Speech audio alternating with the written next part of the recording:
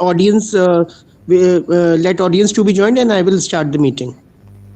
Akanksha ma'am, are you there in the meeting? No. Abhinav sir, I have make you the co-host now. I mean for sharing you the slides. Okay, sir. I'm audible now. Okay. So we are going to start a session. Yeah, your voice is audible, but it is bit low. I mean, the pitch is bit low. It's fine, sir. But some background disturbances available. I don't know why. Now, Nah, it's perfectly fine now. okay. Just let me know when should I start. Okay. Just a moment. I'm just going to moderate.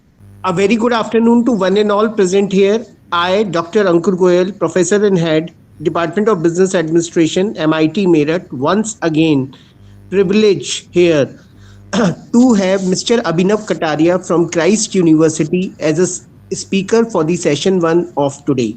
As far as Mr. Abhinav Kataria is concerned, he is having 13 years of rich experience in the area of teaching, education assessment, classrooms presentation, students relations, and administration.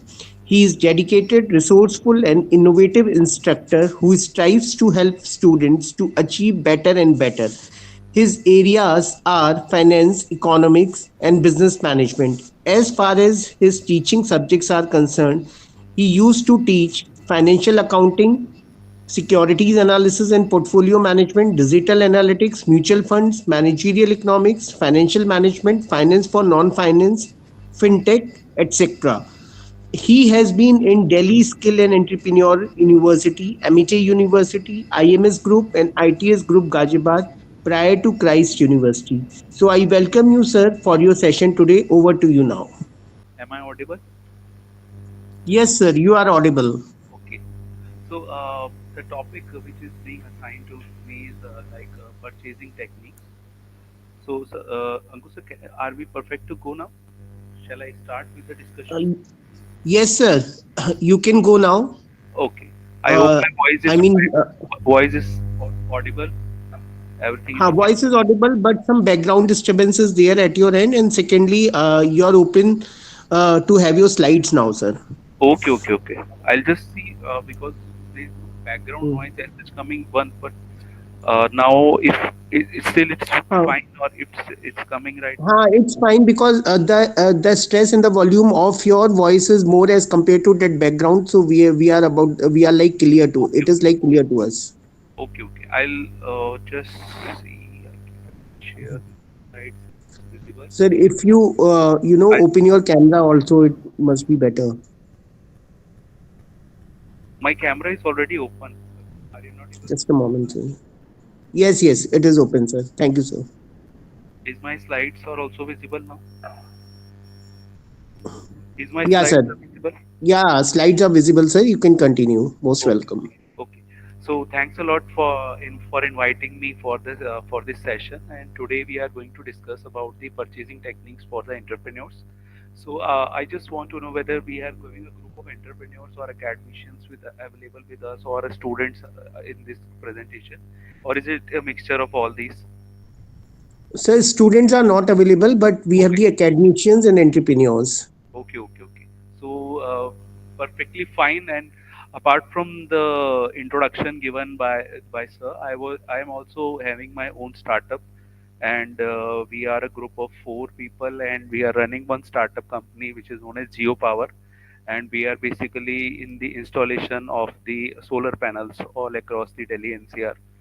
So I have my own experience when it comes to the purchasing part, and it's like we since we are not the generation wise we are entrepreneurs. We have just started 5 to 6 year back only, and we have faced a lot of challenges, especially with respect to purchasing. And I'll be sharing the same with you also.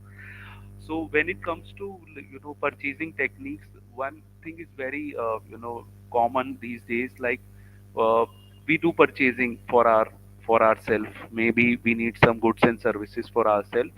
But how this term is different when it comes to a business? Okay, so when it comes to a business, there is a huge gap between purchasing and the term which is known as procurement. So when it comes to business, we are actually not doing purchasing. We are actually going ahead with the procurement. Is it is it okay? So like although we use the word purchasing, but in real sense we are doing the we are using the terminology, we are doing the procurements of goods or services or raw material, whatever is being required. So it is not exactly the purchasing techniques, it is actually more to do with the procurement part. Okay, so once everybody we wish to understand what is the difference between the purchasing and the procurement.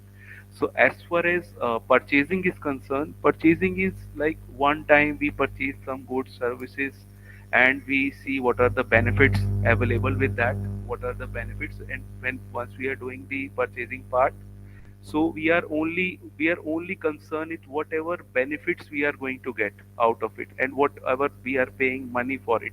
So if we are paying more money less than the benefit, then we find that products are good, or we can say a wow factor for a product. But purchasing do take place only once. Okay, we but the difference between purchasing is procurement is frequent. Frequently we are looking to buy so that we can manufacture. Okay, so and it the entire method of procurement is depending upon what we are going to produce, whatever final product we are producing. So if I compare it with my business, like if I compare it like we are geopower, and what is our role in the geopower is that we are procuring solar panels, which are from essentially it is coming from the China, and then we gathered at our warehouse, which is located in Malviya Nagar in Delhi, and from that warehouse, wherever the requirement comes, we are going to install the same. Okay, so this is our procurement process. So we have got various experience, which are real time experience, which has been faced, like if importing from China, we don't know anything when we have started. So uh, what challenge we have faced while importing from the China, and I'll just share like some real experiences, especially during the initial time when we were in the first and second year of our business. So whenever we are importing from the China, we don't know where to go. We hire one consultant, and that consultant has suggested us to look for the he just asked us the question like, what do you want to import? So we have just simply said that we want to import solar panels, because this business is coming up in India, and government is also giving a lot of subsidy on this kind of business. So that's why we want to go ahead with, and it's a business to look forward. People are also looking to go for the installation of the solar panels. So this is what we have suggested. So he has just asked like, so you need a branded one and unbranded one, and we don't have any answer to it, what to do. So again we have asked them like, we don't know what is to be done in this case. So he has asked, and then we, out of curiosity, we asked what is the difference between this. So he has suggested that, sir, if you import from China any product, if you buy a branded product like any company particularly, so you'll find that the product or a failure rate, or you can say defective product, it is 5%. Okay, and but if you are buying an unbranded product, not branded one, so you will find a defect rate goes to 10%. So we have thought like, okay, let's go with 5%, branded one. But problem is about the pricing, but the pricing difference is huge. It was actually a 30% price difference when we are doing this. So first challenge that comes across us when we are importing from the China is to go for branded and unbranded. And luckily, we have started with the branded solar panels, and we ended up at buying the unbranded solar panel. And once we are importing from the China, all these solar panels are essentially we are importing from the dry port. Okay, because these solar panels are either either coming from via sea route or via truck and all this. So we are buying from the Sony. There is one dry port located in Sonipat. We have importing the same from that, and we just send it to our team just to inspect what are the before going ahead with the entire in our warehouse. We just ask our team member just to check whether these are any defect, and we take all these products which are undefected ones. into us. So this is one way of doing procurement. That once we are done, we have just decided that we are going to import it from the China, and there are two options available to us. One is branded and another one is unbranded. Unbranded effective rate is higher, but the pricing part is very good for us. And then we have from the dry port, we that from China this product goes to Sonipat, and from Sonipat we are importing to Delhi. So and once this product is there in Delhi, then depending upon the order, we are taking it to various places. The another challenge what we have faced is the a real challenge we have faced with respect to government subsidies, because most of these panel as the initiative by government of India, and thanks to our prime minister of taking such a measure, that they are providing subsidies. But as a business entrepreneur, what the challenge we have faced is that sometimes the subsidies are there in on the panels, and for some months subsidies are missing. Okay, sometimes the subsidies are there for the customers, but sometimes these subsidies are missing. So as far as the pricing, we if we deliver the product to, like, say, two different vendor, but it depends entire on the government scheme. If the subsidies are coming, then the price effective price will be less. If subsidies are not, then the pricing will be on the higher side. This is again the challenge we have faced when it comes to pricing. So we have to be very selective once to decide with go ahead with the product pricing, because our dependency is entirely on the China. One part we need to be depend upon the our GST internal and custom duties essentially, and what are the transportation and all this cost. And another aspect which is look at the pricing part. But still, this, like, procurement plays a very vital role as far as our business is concerned, or in fact any business is concerned. I'm also going to put some examples in front of you. So when it comes to, like, in our business, the defective rate and pricing is the most important element. And this entire procurement process is varied from the business to business. It is not always same. So let me jump. I have just put it like three examples which I have put here. Like, there is the procurement process done by the Amul, procurement process of Lechat. Lechat means Lechat Papad, and procurement process of Maruti. Yeah, hi, sorry to disturb you, sir. Actually, the slides are stuck at one point only. This is procure. Yeah. Okay. Actually, The PPT is stuck at one point. yes. Okay. Okay. I'll just see. Now it's. Are you able to see the example PPT, or still page one is there? Like, purchasing and procurement is there, or No, you're. it's only the topic visible, purchase techniques for entrepreneurs. Oh, another part you are not able to see. Okay, just wait. Yes, Are, it is visible. are you able to see purchasing versus procurement? Yes, it's purchase techniques for entrepreneurs. No, not the second slide. It's only the topic mentioned. Only the topic mentioned. Okay, I'll just. Now, are you able to see the second slide? Purchasing versus procurement. Yes, it's purchasing versus procurement. Okay, so I'm just repeating. Maybe it's not going on a slide mode.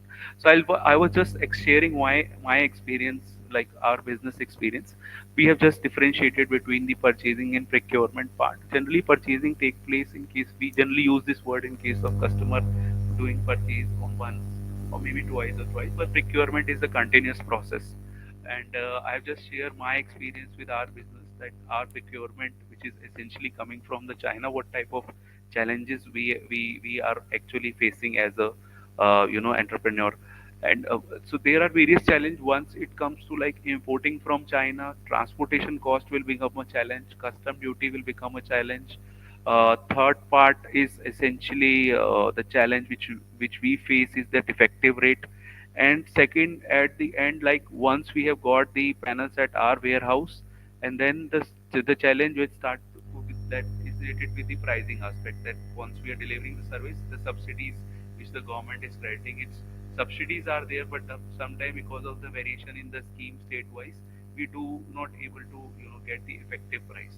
So so I was just explaining you, there are in the purchasing technique there are some common points and there are some points of differences. So let me just explain it with the help of the example. Let's say there are three. You would have seen these all these. Is ma'am slide is visible now? Example is coming with the example now. Am I audible? Am I audible? Is my screen visible? Yes.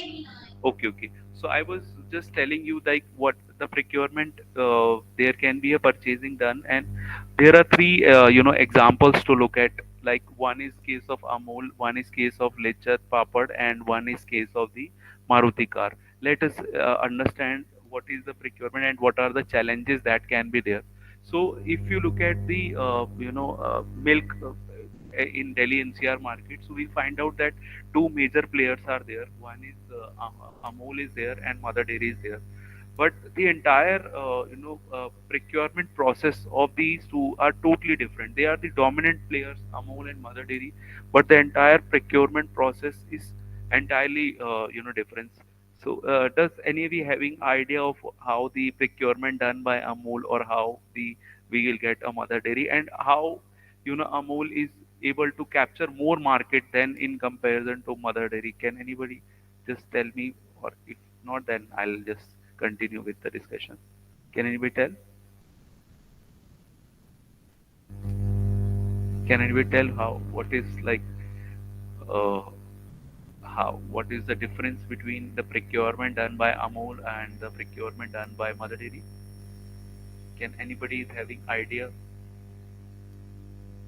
Okay, so so if you talk about the procurement by the Amul, so all these are not the producer, they are the aggregators. Okay, so what they are all doing is they have to procure milk from the they have to ensure that that polypacket milk is available to all the shops across NCR. So they have to essentially work with their supply chain. When it comes to Mother Dairy, what is do? Mother Dairy procure the milk from all the local vendors all across Delhi NCR, all the rural and semi-rural areas. They have procured the milk. Their vans are going there and picking the milk. Then they bring this milk to the their own unit. That unit is there in East Delhi. Patparganj one unit is there in I guess on Meerut Road. There is also one unit. So what they do, they will procure the milk from all the places, and then they will pasteurize the milk. Okay, and if the milk meets their standard, then they are able to process it further for the delivery. So they are the most important thing as far as the procurement is concerned. Finally, what they are delivering a milk, but this milk is essentially coming from the local dairies which are there across the NCR.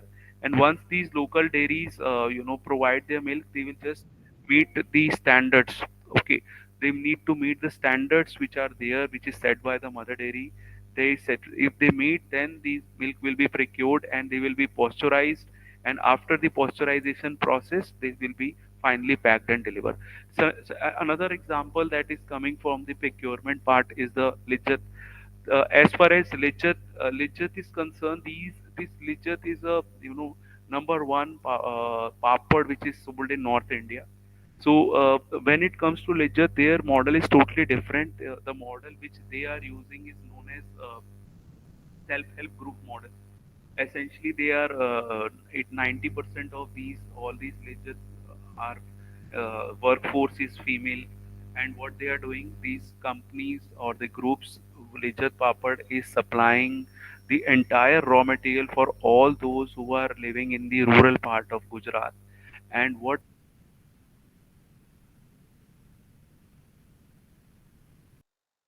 they have to do, they have to then they need to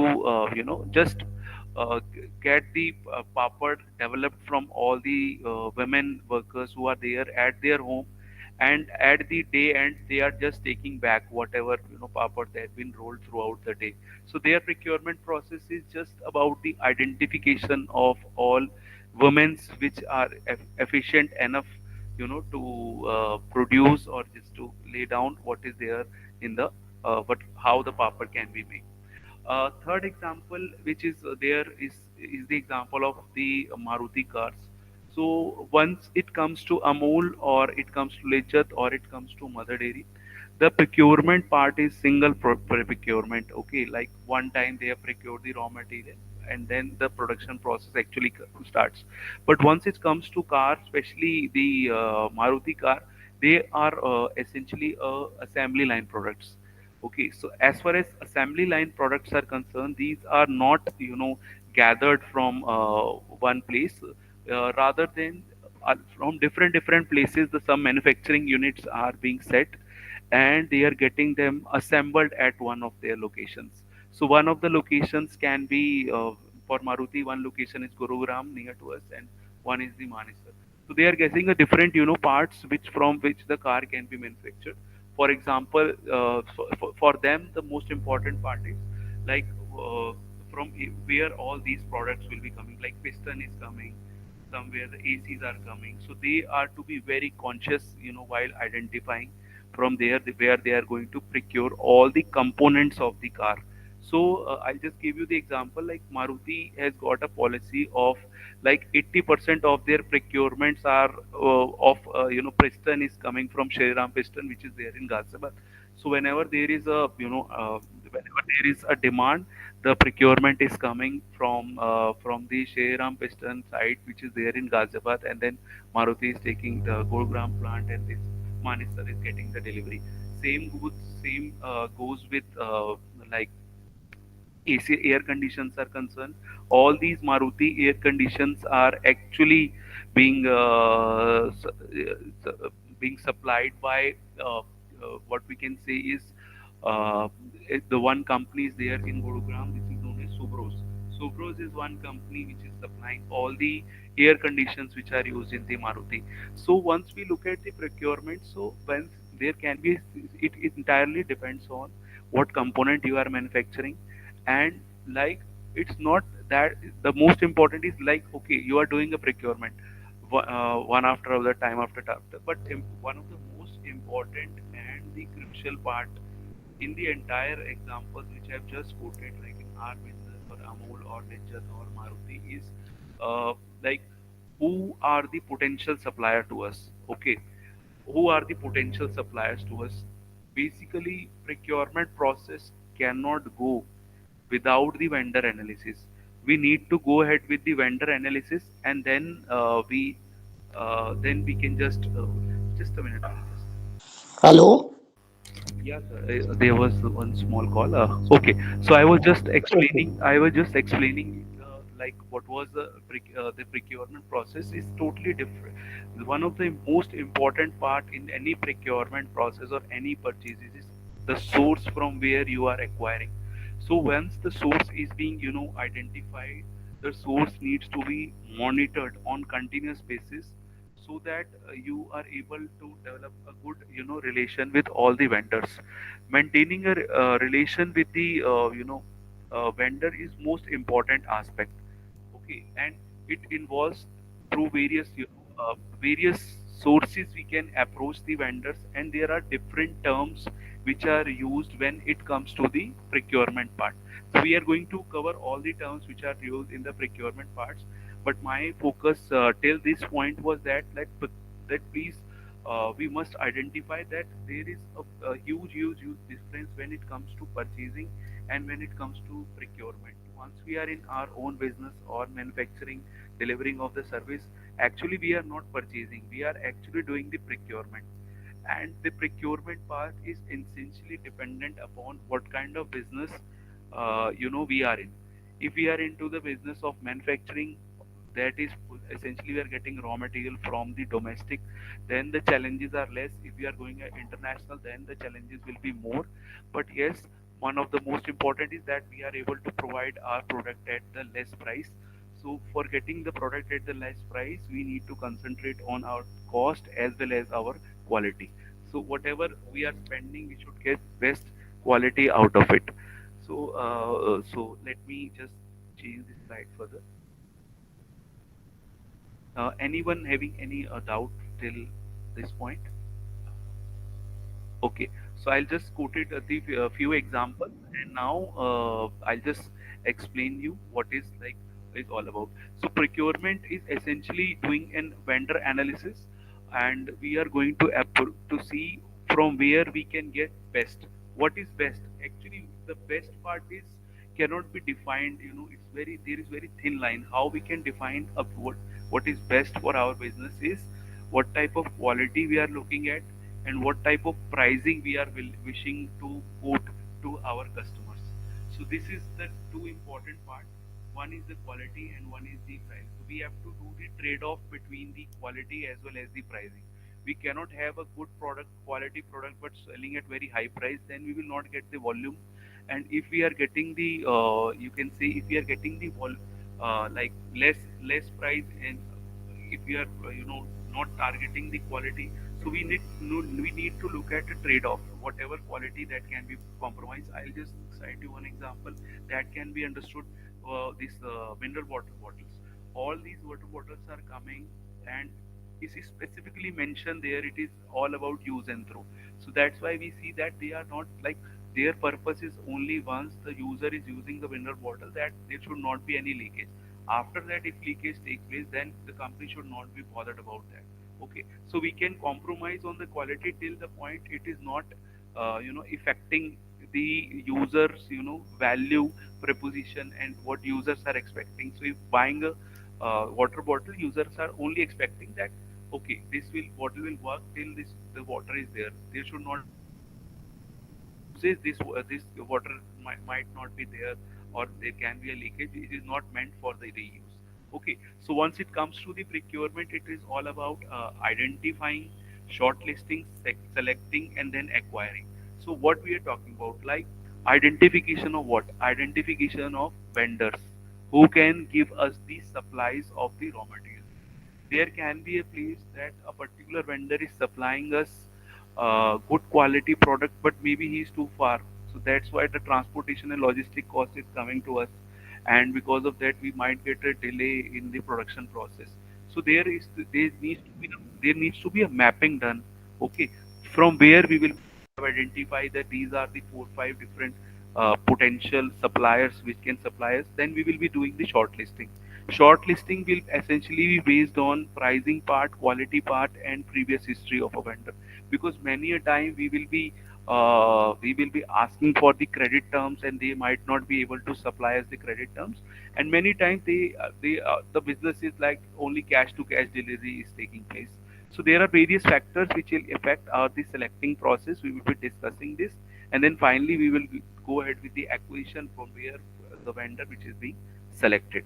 So now we comes to what are the different methods that can be used for the procurement process. We are just talking about only that phase which is initial in our business. Like we have just started to go ahead with the production, or we have added some new product line, and we are looking for the vendor. So now, as far as methods of procurements are concerned, so we are just going to discuss what kind of method that can be implemented once it comes to the procurement part. Okay, but there are few things that needs to be understood whenever we are importing any product which is like packed product. Some packing is already been done on that product. So we should be aware that any product, packed product in India, should be there with the UPC. What is this UPC? UPC stands for Universal Product Coding. Okay, so it means it's a kind of a QR code, or you can say a barcode, which is there on the packed product.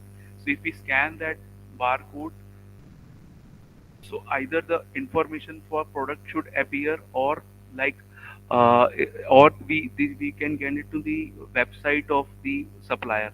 So these UPCs are very common when we are importing any product which is a packed product. For example, we are importing the panels from the China.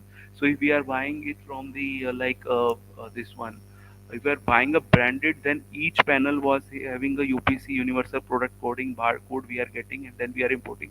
And if we are buying an unbranded product, what is it used to come in big polythenes, but out on these all packed polythene, QR codes are attached. We can just identify who is the probable source. So these QR codes actually authenticate that goods have been procured by us by the payment of with the payments of all legal duties. When it comes to import, then custom duties needs to be paid, and this QR code actually it authenticates whether the product which we are procuring is actually safe and they are secure and all the and probably these are the it's confirm about the legality of the product, or maybe we can just ensure these are the original product, not the product which are copied one. Okay, so so once we are coming to the entire procurement process, so this is all about there can be a way that we identify a vendor and we are just selecting this. Second way is you going ahead with the competitive bidding. We are asking all the vendors to provide us the bid in which they can able to provide us the products. And another one is the method of which is used very often, especially in the government projects, that is known as the tendering. Okay, just moving ahead. So what this procurement process basically involves? Procurement is process essentially involve identification of our need. Like if I am a business, what is my need? What are the various sources from where I can get the raw material acquired with me? Taking the example which I have discussed previously, so in case of mother dairy, they are getting the procurement of the milk from local dairies all across NCR. But once it comes to Amul, they have got different procurement strategy. They are getting their milks essentially from Gujarat and Palwal. There is a train running specifically who are bringing milk on daily basis. This milk is being processed in Faridabad plant, and Faridabad plant is getting the delivery from the Palwal railway junction. So their procurement is Amul milk does not get the procurement locally. They have essentially from Gujarat, some part of Maharashtra, they are getting the procurement. And as far as mother dairy is concerned, they are more keen to local all the dairies which can supplies. So it means like product is same, milk is the product, but the procurement method for two of the groups, Amul and mother dairy, is totally different. Another one is the sourcing, from where we are getting sourcing discussed, and next is about the selection. So selection, for the selection purpose, we can put our own codes. What are the various things which we needs to keep in our mind once we are going ahead with the selection.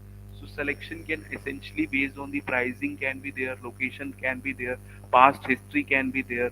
Okay, and this, uh, we might consider like how far their warehouse is from, what is the quality which we are getting. So on these all basis we can have a selection of the vendors, and after the selection then we can go for the negotiation round. Negotiations deals with the pricing part basically, what at both the when both the parties agree, vendor and the supplier, that what are the prices which should be there with us. And after negotiating, and after these all four steps which are mentioned here, we can go ahead with the ordering for final what we are looking at, and then receiving the delivery receiving. And the process is although it's defined very simple, but there are a lot of points in between. Sometimes we need to give vendor a lot of information. This is essentially cover in one part, that is known as vendor boarding of a different vendors. Okay, moving ahead. So basically there are six different type of procurement methods which are used for by the companies these days, and we are going to discuss one by one. One is case of the open tendering. So once we are looking for a open tendering, depending upon our business, what we are in and what we want to procure from different places. So we are just how we can approach. We are looking for all the possible suppliers. So these days we can use the social media for the same. We can go for the advertisement, and we can look for all qualified bidder. We can also go for competitor analysis, from where our competitor is acquiring the goods. So if we do all this, so we need we it means we all for all the in this step basically what we are doing, we are inviting all the vendors. Okay, we are all the inventor to provide your quotes, so that is for what pricing you are able to deliver us with the goods. So this can be done on the social media posts, can be advertisement, newspaper, and these are all the places from where we can have the open tendering done. Okay. So second is like second aspect in this is the restricted tendering. So in which we are not very open to all the vendors which are there. We are looking for some of the vendors which we have selected. The method of selection can be based on our past experience, and it can be based on our competitor analysis. So instead of giving an all inviting all of the suppliers to give us the quotations, we have just identified 1 2 3 4 5 who are just meeting our criteria. These criteria can be put in our list on what basis we will be selecting. So we are not inviting the quotations for all of us. We are selective, and we are just requesting few of the vendors to supply their goods when it comes to the quotations of our business. So this selected tendering is better in one aspect, that we are not have to evaluate all the proposals. In case of open tendering, we have to evaluate all the proposals whatsoever we have got. But in case of the restricted tendering, we have restricted it to few only, few people who have just supplies us with the have given us the quotation. Any doubt till this point? Any discussion point? Any doubt till? Am I audible? Any point to be discussed specifically? Am I audible, audience? Am I audible, audience?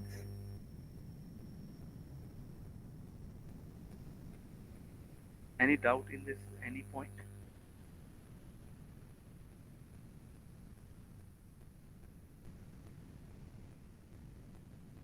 So let's continue.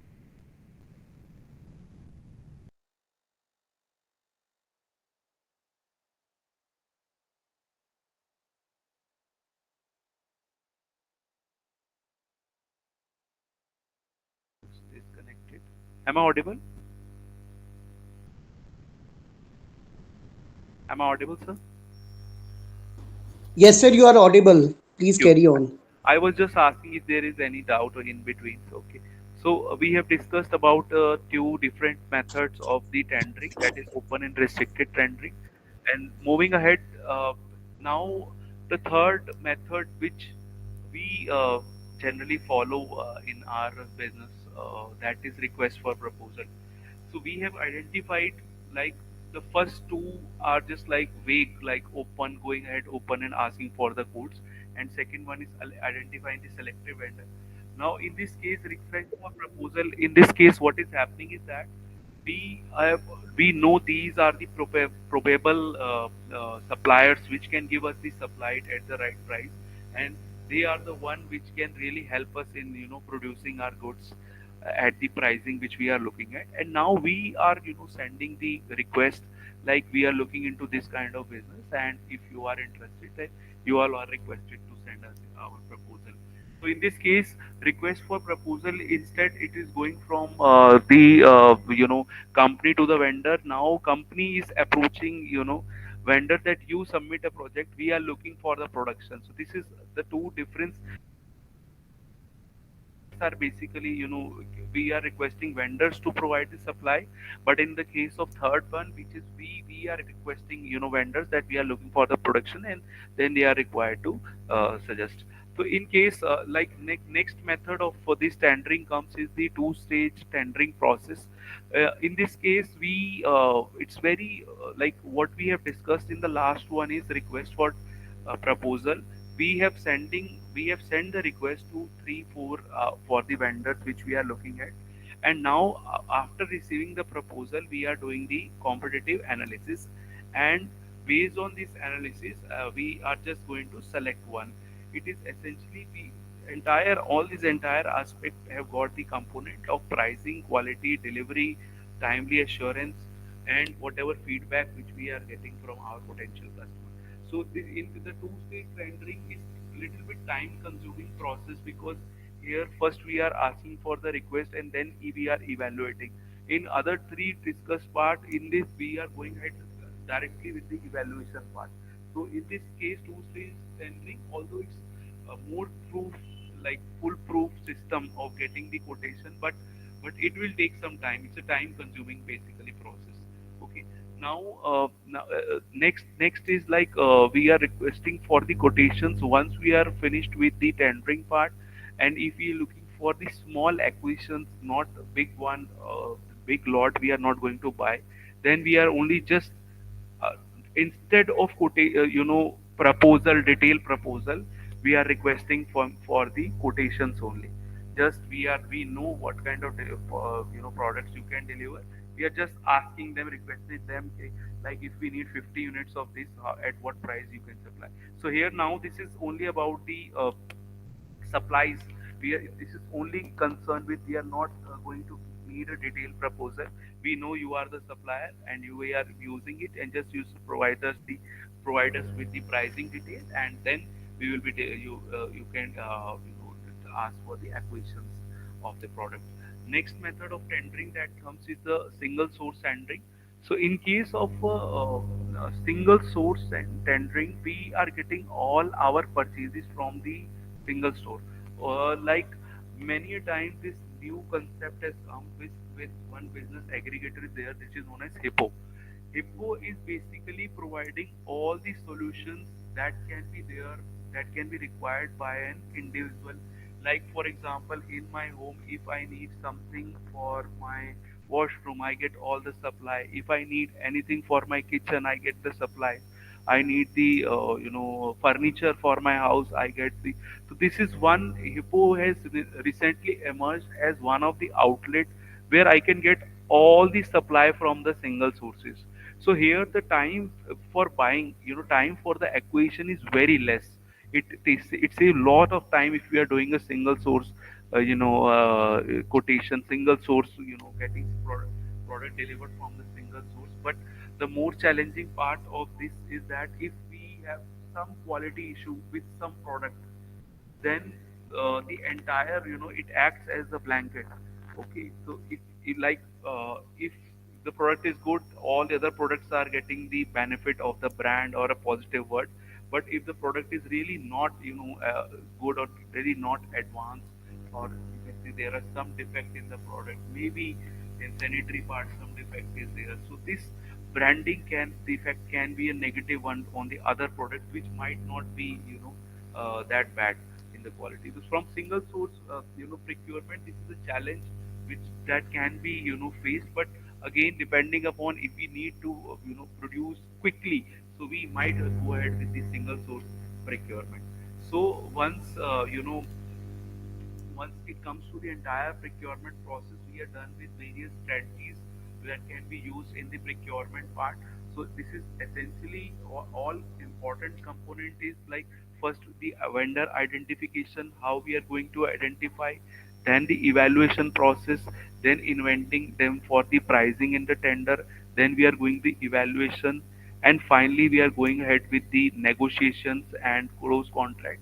And all these, once we have selected with the vendor, it is always better to sign a formal MOU, memorandum of understanding with the vendor, so that in case if there is any dispute occurs with respect to timely supply, or with respect to pricing, with respect to quality, or maybe because we might not be making the payment in one go, we might be receiving the orders continuously in parts, so we might be releasing the payments in part also. So each and everything, if it is very much crystal clear in the MOU is actually a guiding part, so that entire there should be no disturbance when it comes to getting the supplies and ensuring that our product line is being not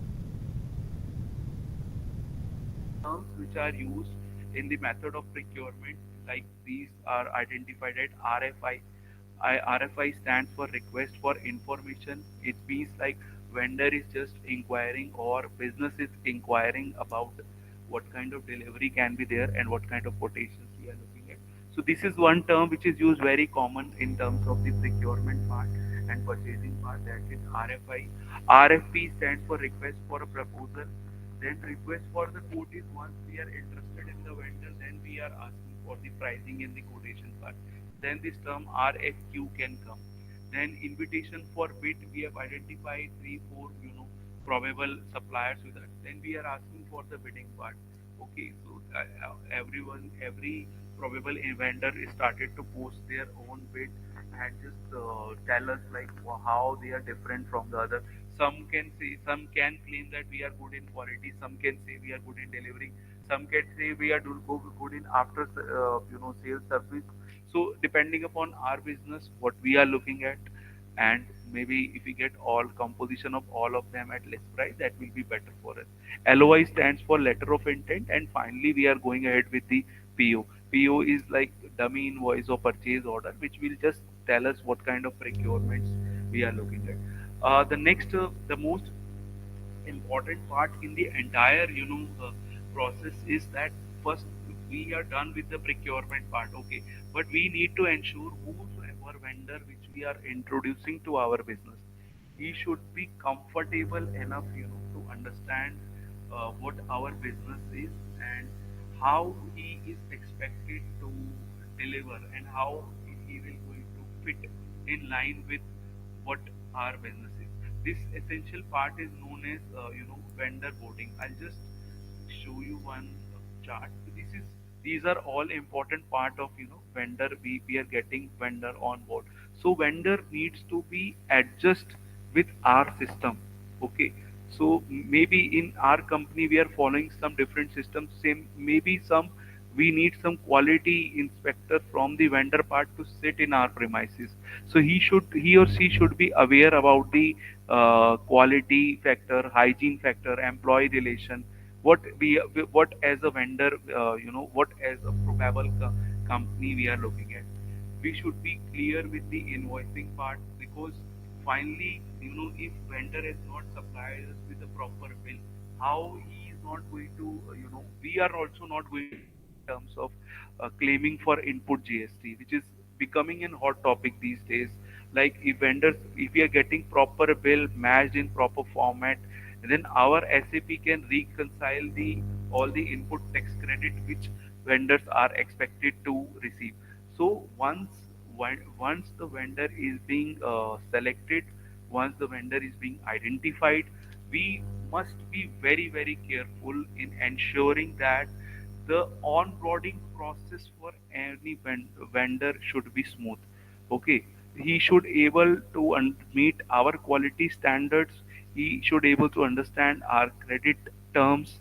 He should ensure that he should be confidential with our data, because he is an outsider. We are giving some contract, but he gets some information, inside information.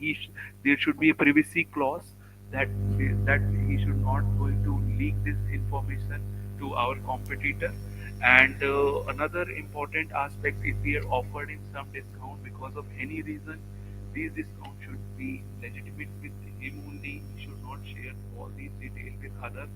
Otherwise, we will, as a business, will face a problem while getting the supplies from any other vendor. So another aspect is the contract management. Contract management is all about like uh, the time frame in which we are looking, especially when it comes to the construction contracts. This clause is very important, because in the construction there can be a time that the production process take time, construction process take time. By the time input price might rises, so there should be a clause put that if the input price is getting an hike, input price are rising, then we as a vendor should also be compensated for the same. The same if it is being mentioned in the MOU part, then the chances of conflicts and chances of dispute will be on the lesser side. So as far as this procurement, I'll just going ahead with what we have discussed till now. We have discussed about the procurement part. Procurement is bit different from the purchasing, and we have to be very crucial when we are going ahead with the vendor management. So procurement is a continuous process. Each and every business have their own procurement coming. Uh, we have discussed about the various examples of Amol, Richard, and Maruti car. Then I have explained you about what are the probable, activities which are involved in the procurement part. It is essentially to deal with the need identification, then sourcing, selection, negotiation, and basically to target first initially, like what we are looking. So we need to execute the process of invitation of the bids from the probable, suppliers.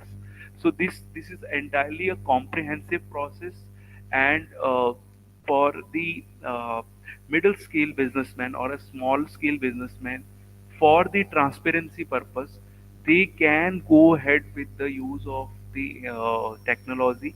If they don't have their own ERPs on their own SAP, they can work with the Google Sheets and all, so that they can have an access to the information which is common to them. Once they grow, like for medium and bigger business, they should develop their own ERP for the proper reporting, so that there is no leakage of information. Third important aspect or important part is the vendor onboarding.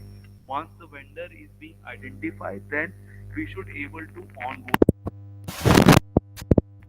process, because if we don't able to onboard vendor in time, then the entire effort what we have done is go in a vain, because if we are not able to ensure that vendor is able to provide us the goods timely. So these are all important components that is to be there in the purchasing part. uh, Once, but many a times, like we are not getting the supplies from the local market, so we should be aware, like if we are manufacturing all across NCR, we should be aware these are the probable places where we can look for. Nimrana is one of the industrial place where we are getting a lot of vendors can be there. But if we are not getting it from the local market, like not domestically, then we can go ahead with the international market also. So I'll just ensure, like if we are looking for something which is known as like international procurements, then the entire scenario actually changes, because the law of land can be different in different countries. Okay, so if we are really an importer or we are exporter, and if we are looking for the procurement part, then especially from the different country which is not India, so then there is one website which is there. I'll just demonstrate the same. So initially we have started once our business, so we are not aware of all, but working with few vendors, few consultants over a period of time, we are just able to understand how we can fetch the information. So like if I just show you uh, this one.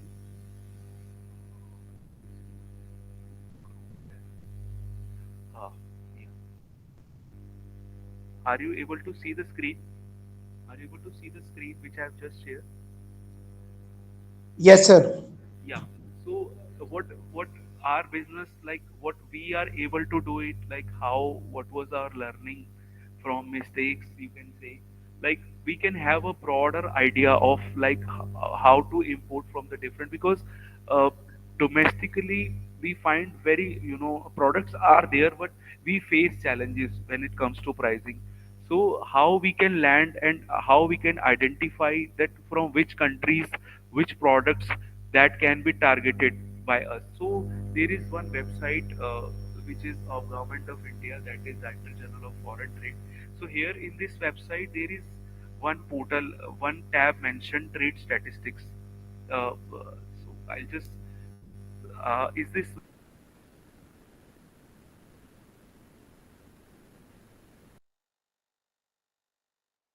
if we look at this, is the web page visible?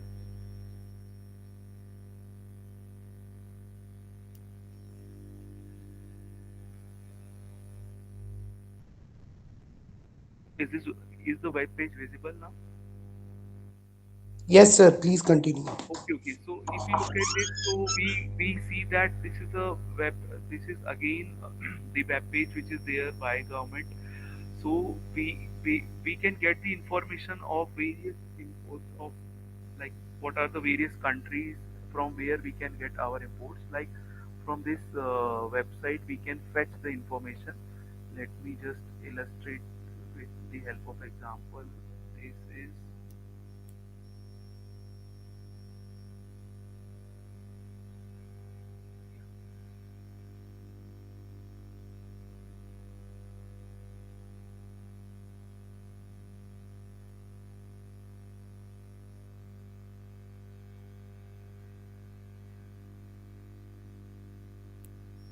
I hope this is visible. Yeah, it is visible.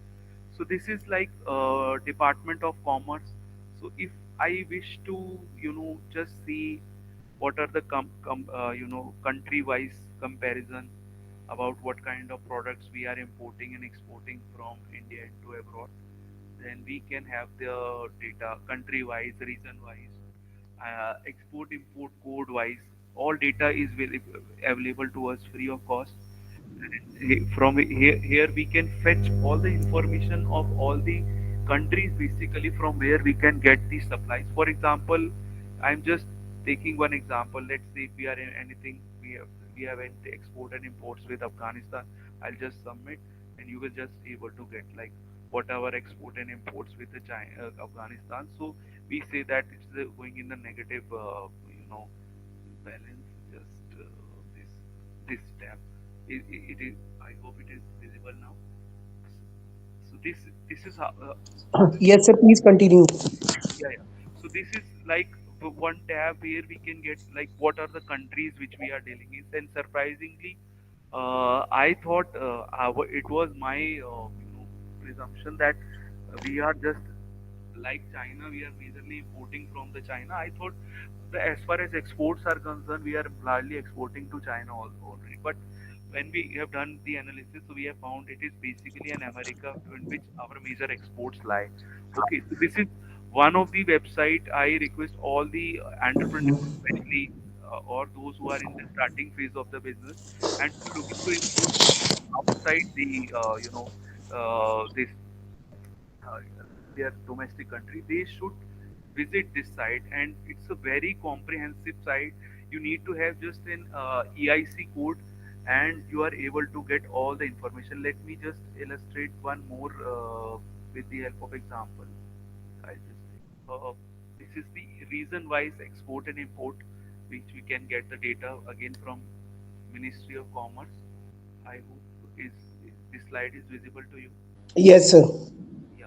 So in this case, we can get the information of like if we want to know from which like European countries what we have imported over the years, and we just put a simple tab, and we can get all the information like Austria, Belgium, Cyprus, all what they are supplying to us only, and this data is very comprehensive and available on the monthly basis, and the same data can be downloaded in the Excel also, so we can have a comparative charts like from any countries where we are getting some, suppose in any country we are getting some positive trend coming to us, this itself then it opens a gate like we should search, because once we are doing the search that why the particular export and import have increased from that country, so we will able to find it out the reasons, and in the reason we can just find out some deal is being done between our country and that country, or some export exemptions have been given to that. So in this is one of the way where without using spending money, if we wish to have a broader idea about if we have some product to import from any country, so we can just you know identify identified on the basis of the data which is available in Ministry of Commerce.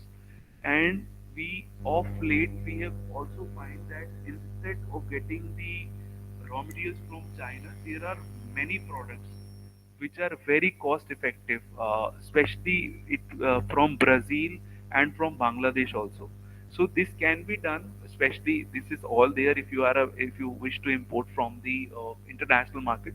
And in domestic market, obviously we have to go ahead with whatever information available on various open sources, and then we can have the comparative done for this.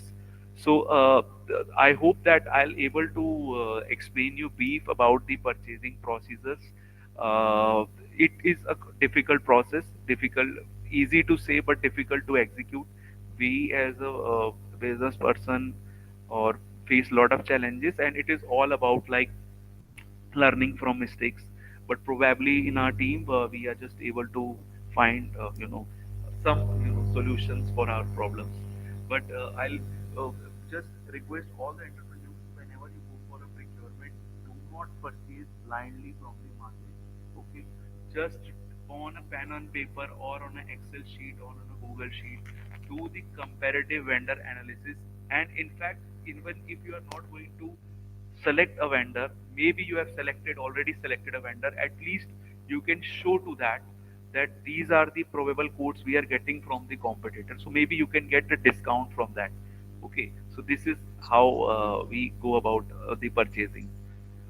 And any questions I can, if I can take, this is it from my side.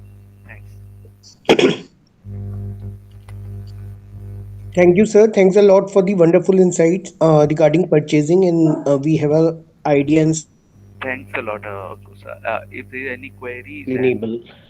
I would love if we have some queries with us, sir. Throw back to the audience if you have any queries regarding the purchase techniques. if if I can address, because there there is actually, its entire process is very challenging. Matlab, it seems very simple, but it is very challenging. Yeah. If any queries, if I can take, I can. Right, right. So because the purchasing really makes a difference. Sir, I just have one question in my mind. What lesson would you like to provide to the budding entrepreneurs who are really, at the time of when there are so many costs involved at the time of setting up the business? No doubt the purchasing is one of the biggest costs. It almost covers, I think, the raw material cost almost covers around to 50 to 60% at the initial stage. What lesson you must provide apart from this comparative vendor analysis? What other lesson you must want to give to Please, the budding entrepreneurs? yeah, yeah. Please, like, please check, like, vendor, whosoever is the supplier, please check their history also. Okay, what they are, maybe they can make a false promise that they were not able to deliver. So if many, like, what these days has happened, many startups have also become a suppliers. But problem with the startup is that we are not available with their data. So I'll just say, if any startup, any new company is providing competitive bidding, competitive, at competitive pricing they are providing you, just check their existence. DIP is Department of Industry Trade Promotion, Government of India website, because they need to be registered there. Okay. From there they can get the information about their board of directors. Okay, so from the board of directors, the same can be validated from Ministry of Corporate Affairs websites. Okay, just and another important lesson which I we have learned is that, please, if you are procuring anything, please ensure that if you are delivering to the customer in white, like billed transaction, your procurement should also be a billed procurement.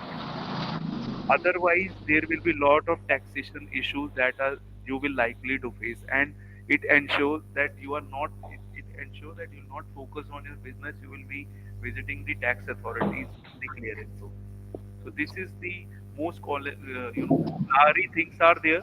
But please, fundamentally, you have to be very strong once it comes to the procurement. All legal taxes, due diligence should be done before any procurement. So for that, please check the build properly, custom duties are paid or not, GSTs are paid or not. If there is any lacuna, please refrain from all these vendors. Okay, sir. Thank you. Audience, once again, if you have any queries, because our second speaker has already joined, Madhuri ma'am. Thank you so much, Abhinav sir, for so much wonderful session today. So this was very important session for all of our participants. That how to means identify all these things. So, sir, one of my question is that when we are means seeing for any type of import, and we are going for any type of import from any other countries, is there any provision to identify that the vendors who are already provided on the government portals, that they are how much authenticated or not?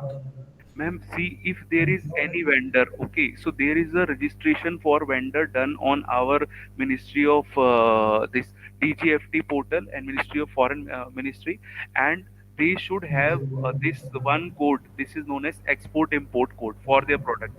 Each Mm-hmm. product, like for example, if I am importing a rice from Mm-hmm. any country, there the rice does not mean Australia. If I am importing rice, so they will not identify I am going to import rice. They will ask for export import code. Okay, for basmati, there is a different kinds of rice. So for each category, there is a code for them. Okay, so and all these code information is available on the open platform. And I generally when it comes to foreign trade, DGFT is one portal where it is actually, you can say, a self-driven for entrepreneurs like us. Okay, so Okay. once you go to the website, abandoned information is available. Even then, if they will also, I'm because of some internet, I'll not. They have developed one dashboard. Okay, in Mm-hmm. the dashboard, you just put your cursor in the country which you from where you want to import. Just put your cursor. You were just one pop-up has started to come, and then you can go. You can just search, and you are just able to identify who are the vendors which are On supplying. DGFT portal. Yeah, DGFT portal. This There is a dynamic dashboard which government has made, and Okay. since it's a free platform, I suggest please do it like at after 10 p.m. It was pretty fine. Okay. Okay. Yeah, this Okay. is one source, credible source from where you can get the information. Okay. Okay, sir. Thank you so much, sir. Thank you, sir, for the wonderful session, and thanks a lot. We would like to have your session once again, comprehensive session. Today, it is bit time bound, Okay, and we extremely pardon for that. Thank you for your time as well. Thank you, sir. thanks a lot. Okay, thank you. Goodbye. Okay, I just wanted to know is Dr. Ritu Kothiwal ma'am is available? Yes, sir. Uncle, I'm there. Good Yeah. afternoon. A very good afternoon to ma'am. Just a moment. So, audience, as per our next section today, we have a very renowned personality from the academics and from the business as well, Dr. Ritu Kothiwal ma'am. She is presently working as chair alumni and professor at Vishwani Institute of Systems and Management, Hyderabad. She is postgraduate in commerce and business management and done her PhD from CCS University, Meerut, UP. In her last 20 years of both industry and academic experiences, Madam has participated and presented and published more than 30 research papers in various highly indexed journals like Scopus, ABDC, UGC Care, National, and also participated in various national and international seminars and conferences. Her areas of research are financial markets, banking and insurance, direct taxation, and investment banking. This is really a great privilege for all of us that Madam has joined and giving her valuable insights regarding the working capital assessment for budding entrepreneurs. Over to you, ma'am. Most welcome to this TEDP. Thank you, Professor Ankur. Before joining the session, I like to know that how many entrepreneurs are there? It's experience or a learning bodies. Ankur, my voice is audible. Yes, ma'am. Hello, ma'am. I'm Dr. Madhuri Gupta, Hello, ma'am. coordinator of this event. Okay. And, ma'am, we are having a pool of entrepreneurs who are basically budding entrepreneurs. We Okay. have faculties here, and Okay. one who are means on the pathway to be the Okay. entrepreneurs in a coming time. Okay, so the session what I have prepared, it is only for the budding entrepreneurs because the Yes, working capital for the entrepreneurs like you people is very important. So yes, I have given us some input with the illustrations, and I'm going to take us some case study on Tata Motors. So it will help you to how to generate or how to calculate your working capital, right? Madhuri ma'am, it's comfortable to be in Hindi and English both, right? Yes, ma'am. yes, ma'am. You can. I hope my slides are visible. Yes, ma'am. Okay. So it's a very, you can say, a basic knowledge what I am want to give to all the buddies, a young generation. The reason behind is that we people invest the money as a fixed cost, but what happen when you are running your company or a business, you are facing a working capital. But what is actually a working capital? See, working capital in a simple terms, we can say operation capital, or a capital which we required for day to day working. But if you see in a financial terms, it is you can say a financial matrix which tell you the short term financial performance or a health of a company. Second important thing is that how the company is going to meet its expenses and obligation in day to day words. If you see that this is a working capital cycle, see, we people think as a faculty, we think that current assets and current liabilities are the two main components of our working capital, but it is not a right thing. Before calculating or knowing our working capital, we need four important prospects, or you can say strategies or a management. First is our raw material or inventory. We, before having a working capital, we must know, or we, when we go for a business, the first important factor of production comes to be your raw material. How much amount you are investing in your raw material, and if that is, if it is a cash or a credit, this is an important prospects which you have to note down. Second important thing is when a finished goods are there, how long it will be in a go down, how long it will be go to the vendors, and how long the collection period is this. So the duration for the raw material, duration for the selling of your finished goods, and collection period are the three important components of cycle of working capital. Apart from this, we have one important component which is cash and cash component, which we have to be very much concerned about this, because if there is a deficiency in a cash or in a work, in all these you can say strategy, if we have some default, then in that case we may have our working capital positive or a negative. What is positive and negative? The thing is, when you assess your working capital, it is basically on your current assets. I'm going to have what is current assets and current liabilities. Most of the people you know, but I'm going to take into a different form with the example of Tata Motors. But the first question arises, how to assess a working capital. We have different types like gross working capital and net working capital. Gross working capital only take a current assets, which is not acceptable in any bank or any market scenario. The two thing is acceptable is current assets. What is your current assets? How you generate cash? How is your debtors? How is your collection period? How much creditors you have? What is your payable period? How much raw material you have? These are the questions which is coming to mind when you go for the working capital. How you generate funds? These are the things. So when we assess our working capital, if our working capital is in a positive, then this means that our assets, current assets and current liabilities are more, and it indicates that we or a businessman can easily make its obligation or do day-to-day funds easily. Example, simple example, if you are running a business and you have a cash of 10 lakhs, right? And you have to make a payment of 11 lakhs. In that case, 1 lakh is deficient. What you are going to do? You go for the hand loan.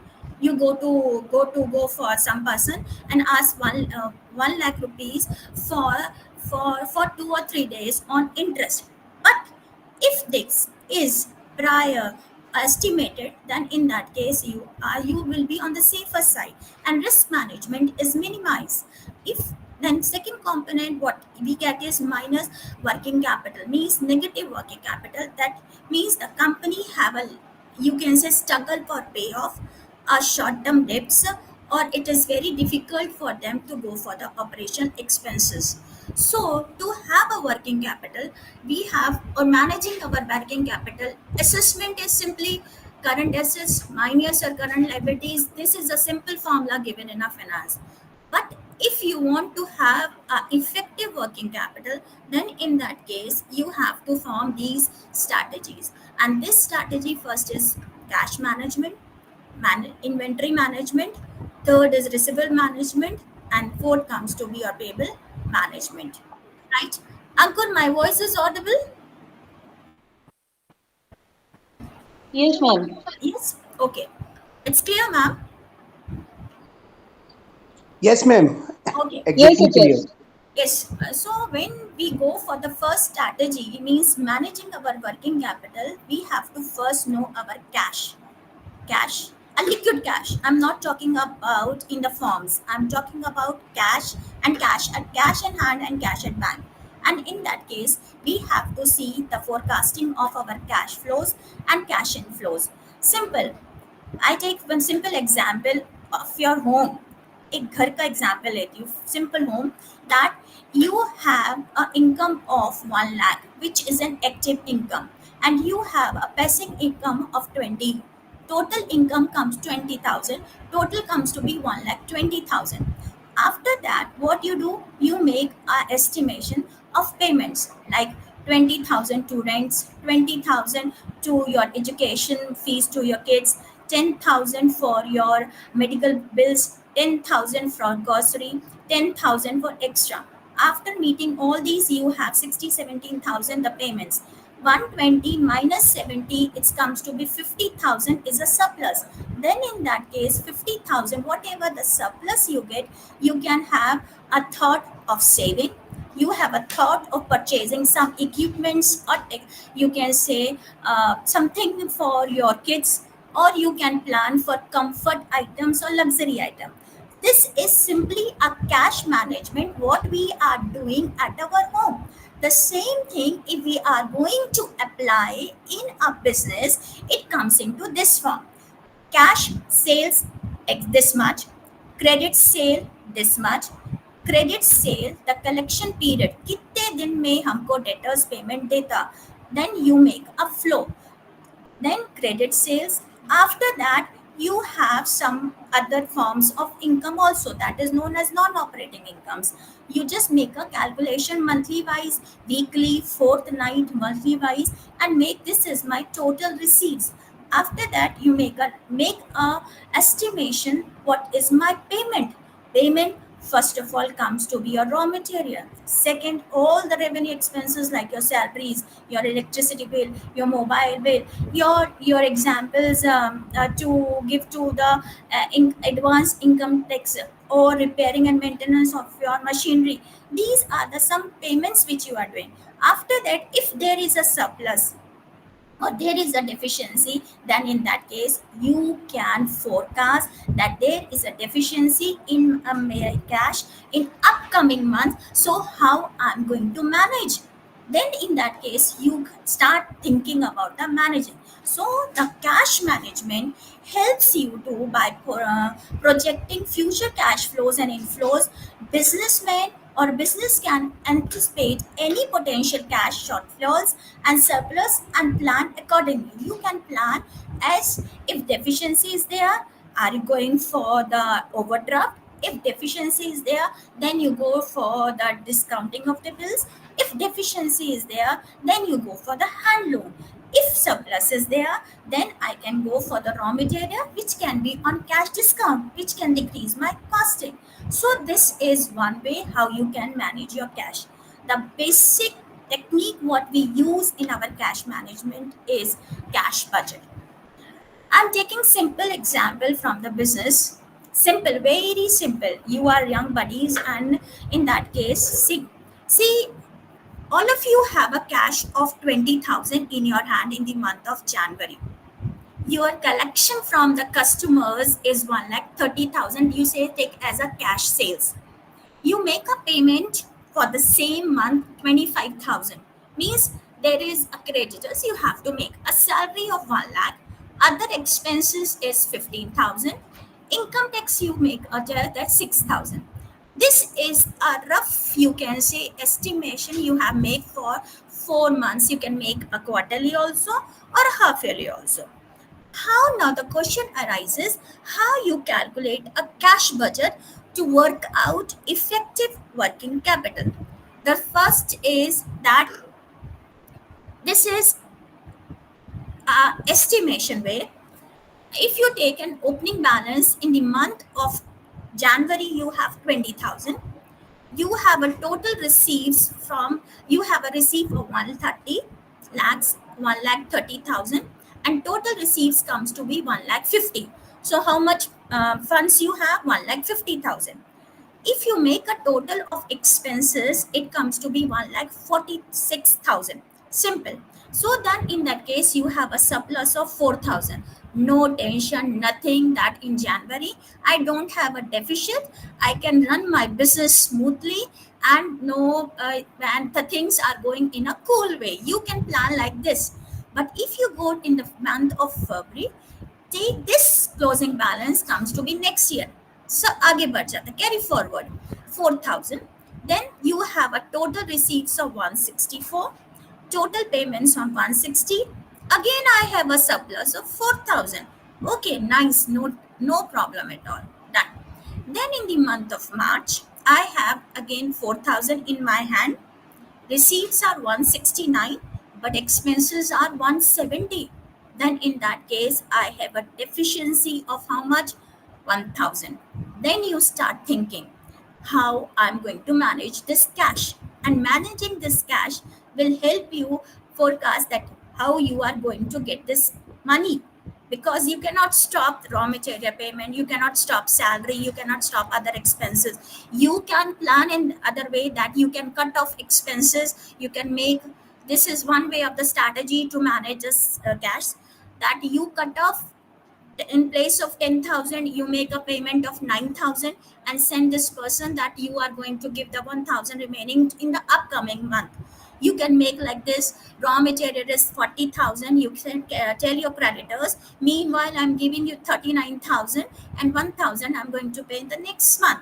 This way you can plan, then you can execute it in a fine way. Otherwise you are in a mental trauma.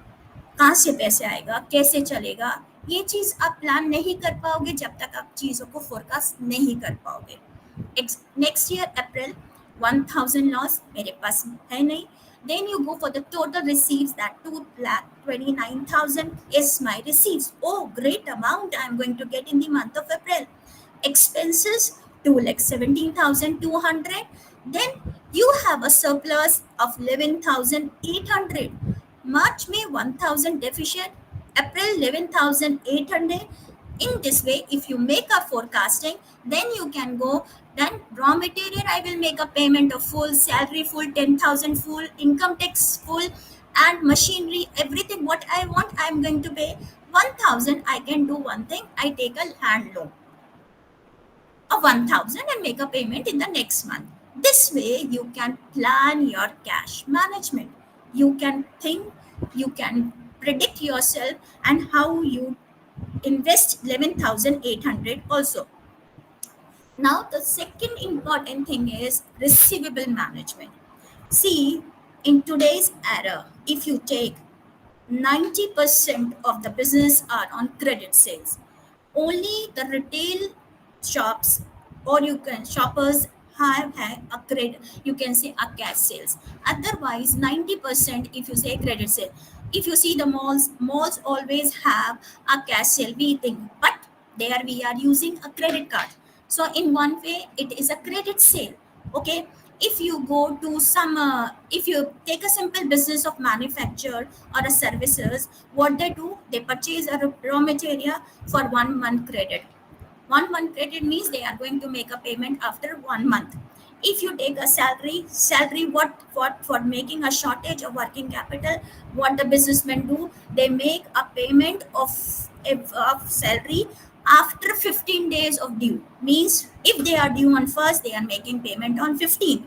If it is due on 15, then they are making on 30th. So this is the one strategy what they are making to meet these receivables management. So what is receivable management? It's simple word, accounts receivable management, or the process of business strategy to monitor, to collect from some credit sales. Means how much time or how much duration you are taking to collect from your debtors.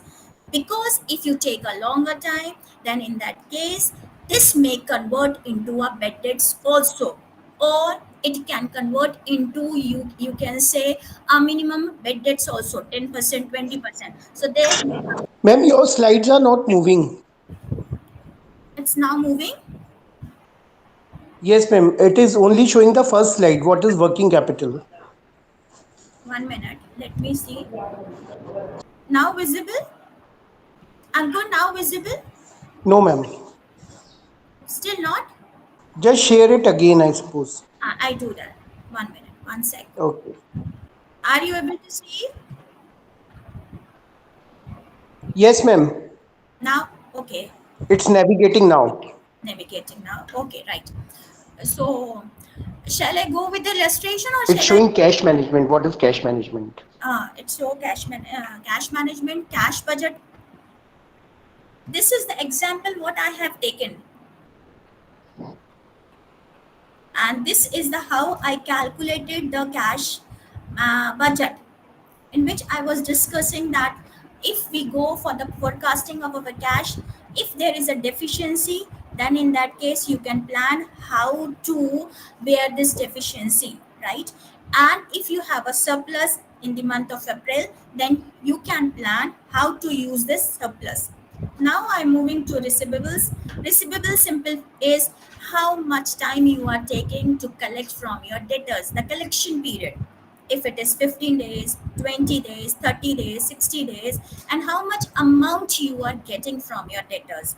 Because longer the period, more chances of bad debts are there, and which help your liquidity, and which you simply, you can say, hamper your or cash flows, and which will not be a healthy process, you can say, perform process in any business organization.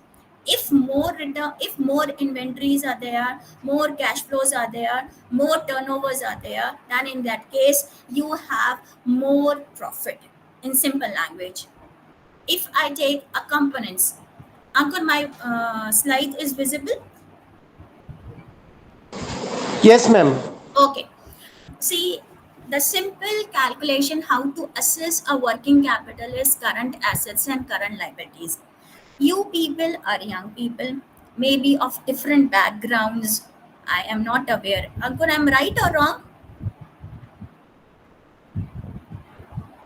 Yes, ma'am. Exactly right. Right? So in that case, so very important aspects is that if it is your 1 year about to complete or second year, please open your balance sheet and see the components of your working capital. And first important working capital component is current assets, and then you have a second is your current liabilities. Okay, so what are the things items included in current assets?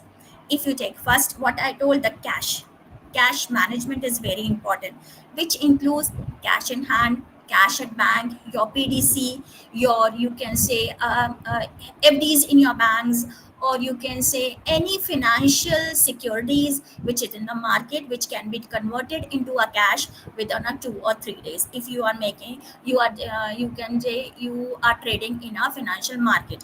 If you go for the accounts receivables are, you can say, accounts accompanied by the customers for the sold, means how much amount or how much amount you are going to receive from your customers. In that case we can say a trade receivables, or you can say a debtors also. In a debtors rise from the credit से, उधार दिया और उधार देने के बाद हमको उनसे पैसे लेने हैं, तो इन दैट केस हमको क्या है, उनको क्या बोलेंगे, debtors.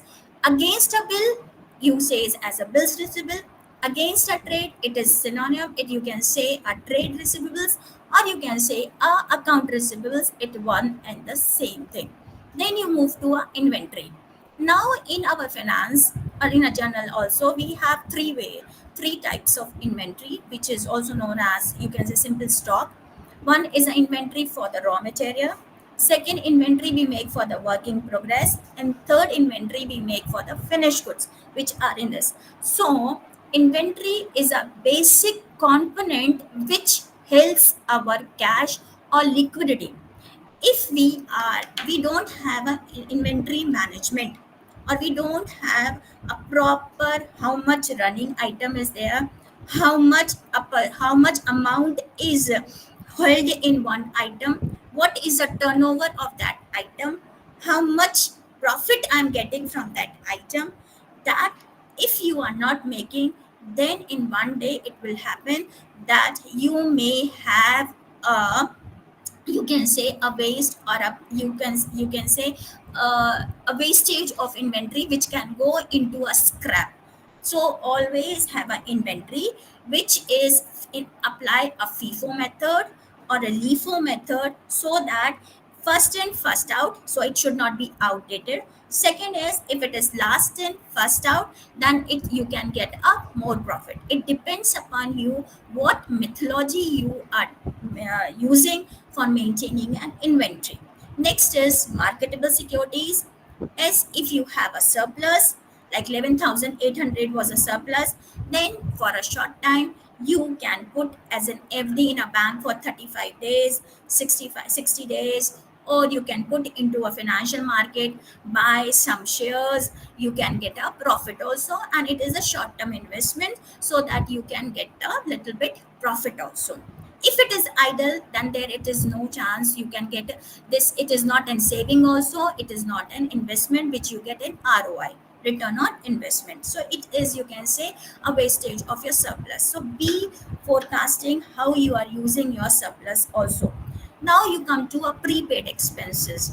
Some, like example, many of you have you're running a retail shop, many of you may have your manufacturing units, then in that case, or services also that you are providing, then in that case you are taking the things on loan, means the offices what you are taking are on loan.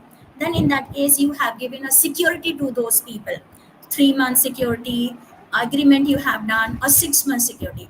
That is a prepaid expenses, or you can say a cautious deposit, which can be, if it is a cautious deposit, it is more than 1 year. But if you make a payment of 3 months, which can be released within a 6 or 1 year, then it comes to be a prepaid expenses. So any advances, even a rent, insurance, or a salary, or in the form of your wages, it comes to be a part of prepaid expenses. Next comes to be your example, other assets, like any assets which can be converted into a cash within a year, then it is comes to be a current assets. Any question meanwhile, Ankur? Any question? Any question, Ankur? No, ma'am, not right now. Right now, but I want to ask one question,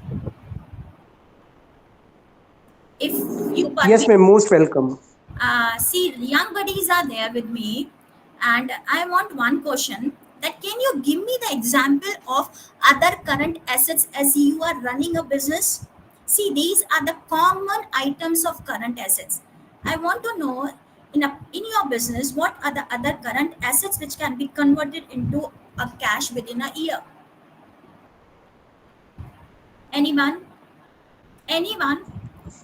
Shruti Sharma, Any of the audience, please? Ravi Kant, Tanya. I hope you are you are a current buddies, right? So my young generations. So can you give me one example of your entrepreneur or a business that other current assets?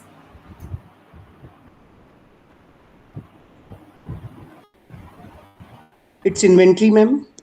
Inventory already there. Swati, marketable securities are already there. It is short-term marketable securities.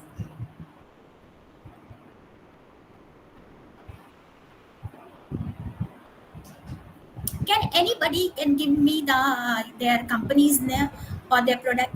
Prepaid liabilities. What is prepaid liabilities? Swati? That is prepaid expenses, right?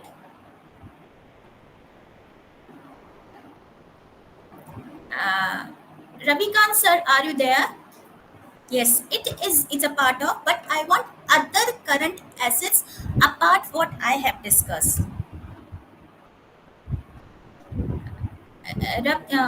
Ravikant sir, are you are you academia or an entrepreneur? Mr. Ravikant, you can please unmute yourself. Just don't hesitate anyone. If anyone is being asked with any question, kindly respond on that. See, it's a two-way. It's a Yes. platform we have to learn from each other, right? So if you give me some products or services of your segment, I can give Mhm. you some inputs, good inputs, so that you can have a good working capital, estimation of your working capital. Otherwise, it is a one-way learning, right? Yes. Anyone, any other one, if want to answer? Swati Kumar has answered that Trade, trademarks or patents. Treatment and patents are the fictitious assets. It is not a current assets. It has an intellectual property right of duration of depend upon the IP Act. It may be 5 years, 10 years, 15 years. Swati,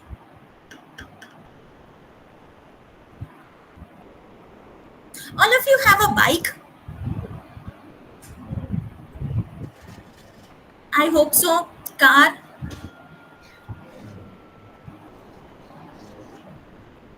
You can at least answer in yes or no. Uh, This is not a very see, tough questions. only the Swati is giving an answer. Yes. From there, you can give me a current assets. A car. Okay. I'm leaving now. I'm just continue with this. Yes, ma'am, please. Okay. See, Swati, I'm going to come back to you. Meanwhile, I just complete this. And this now moves to a current liabilities. Current liabilities, here's a simple component in your balance sheet. It is already there, and all the peoples are there, like current accounts payable, short-term loans, and it is in the form of overdraft. When you need more, you can say fund, which is more than your current cash credit limits, then you go for the overdraft, which you have to pay within 15 days or 1 month or max to buy 3 months. Then you go for accrued expenses, which is due, which is not paid. You can say in our simple terms, we can say outstanding expenses. Like if you take example, like salaries which is due on 31st March, but it is not paid on 31st March, then in that case it comes to be a domain of accrued expenses. Then you come to income tax payables, short term debts, and you have other current liabilities which you have to make a payment within 1 year. These are the components of your working capital, and the formula simply it is written about current assets minus your current liabilities. If you go to your balance sheet and check your balance sheet, in that you will find out that you have all these components. Simply take these components and just do a plus or minus. First plus all the current assets, then current liabilities, and simply deduct each other, and you will find out if it is deficient, then you have a less payoff to make your obligations, to meet your obligation. If it is surplus, then in that case you can make more plans how to utilize this surplus. Now I am taking a simple example. See, that is based on your cash, that is based on your cash flows, but I am taking a simple example of day to day life of the entrepreneur or a businessman. See, I belong to a business class family, and we also faces sometime working capital problems, deficiency in working capital. So in that case, we always go for the forecasting of our this working capital prior to 3 months. You can say a quarterly we are making that if it is deficiency, how we are going to meet this deficiency. If I am taking a simple example that this limited company, it is a retail business, and we have to do with this component, we have to find out what is the working capital requirement. If your business turnover, example, any of you have a turnover or a sales of 10 lakh rupees, and you are put a margin or a profit of 25%, and your collection period is 8 weeks, approximately you can say a 2 months. 2 months credit you are going giving to your debtors, credit sales. and 4 weeks you are giving to make the payment. The creditors are giving you to make the payment within 4 weeks. Then, and you want to have a stock of 8 weeks in your inventory. So a question arises how you are going to calculate your assess your working capital. कैसे करना? The simple is, first of all, from these all these elements, then you have to calculate a current assets and current liabilities.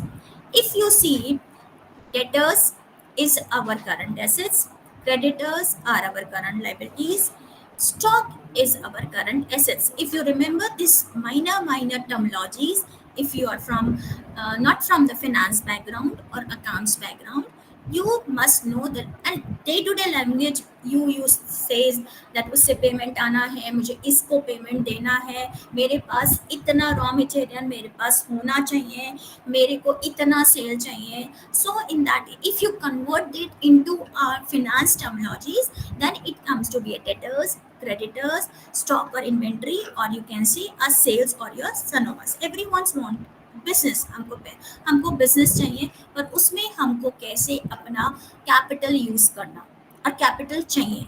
तो first of all we will calculate our current assets and our current liabilities. What is current assets? Here comes to be debtors and stock. Current liabilities comes to be a creditors. Simple. Now, how you are going to calculate? Debtors are always, हम जब बेचते हैं अपना सामान तो जो बंदे को हम बेचते हैं उसको बोलते हैं debtors, and debtors are always against credit sales, उधार. If you come to our stock and creditors, stock जो हम खरीदते हैं वो खरीदते हैं हम अपने कॉस्ट ऑफ परचेज, और उसको बोलते हैं कॉस्ट ऑफ गुड्स सोल्ड. उस कॉस्ट पे अपना प्रॉफिट रख के then we go for the sale. तो वो क्या हो गया हमारा कॉस्ट ऑफ परचेज. तो हमारा stock, our stock and creditors are calculated on our COGS, or we can say cost of goods sold or cost of purchases, two items. Now the question arises how we are going to calculate cost. Simple. Selling price equals to cost price plus profit. Simple. If you use this there here on, cost price equals to sales minus profit. COGS is your cost price, sales minus your net profit. So in this, 10 lakhs is our sales, net profit is a 25% of our margin, 10 lakhs, and our COGS, cost of purchase or cost of our inventory comes to be 7 lakhs 50,000. Now the question arises how we are going to calculate our debtors. कैसे हम अपने debtors को कितना हमने उधार दिया कैसे दें. In this question, I make an assumption that my debtors, I have made all my sales as a credit sales, no cash sales, and all these credit sales I'm getting a collection after 8 weeks. It may be days, you can calculate on the basis of days, you can calculate on the basis of month, you can calculate on the basis of weeks also.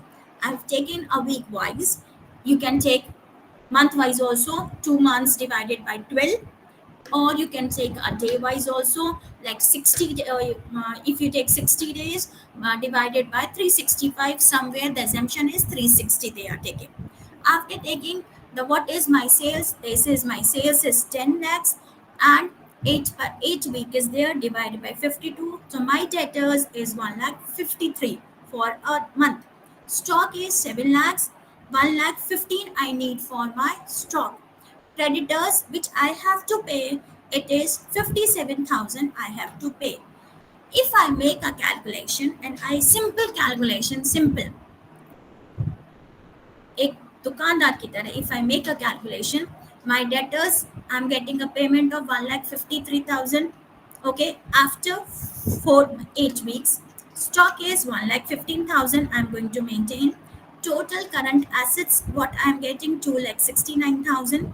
Creditors, how much I have to pay? 57,000. Then what is my working capital I got? 2,11,000 I have a working capital. This is positive, and this is your water. If it is a positive, then you have a surplus of 2,11,000 is a surplus for you. Then you can plan in a very effective manner. First of all, you can go for the inventory, and in that inventory or a stock you ask your creditors, अरे भैया मैं पूरा का पूरा तुमको cash में payment करता हूँ, मुझे उधार कुछ नहीं चाहिए, I don't need any credit, how much cash discount I am going to get. He says, if you give me a full payment, I will give you 2% cash or 5%. 5% cash discount is a big amount in a business if it is a volume business. Then, in that case, then your costing is decreasing and it will increase your profit. A beta, it will increase. Then, if it is, then in that case, you can go apart from this strategy, you can go 2,11,000 is with me, 1 lakh I will put into some investment. किसी को उधार देता हूँ 2% पे, किसी 1 lakh rupees में FD कर देता हूँ. 1 लाख रुपीज, चलो आजकल गोल्ड का रेट कितना है, 66,000 है अभी 10 ग्राम्स का. So it may increase by 70,000. Then I will invest in the gold, and after 1 month, if it is possible, I can get a profit. Of this way, you can generate non-business income also, and this way how you can effectively managing your funds also or cash.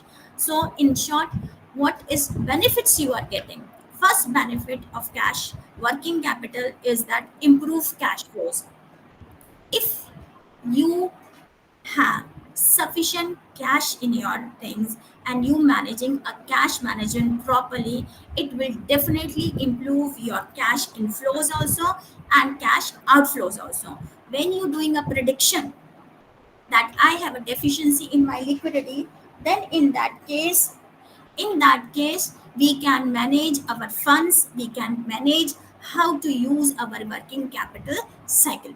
Second, which I have given an example, 2% discount, 5% discount. If you are a good payment master, then in that case he is ready to give you more discount if you are taking on volume.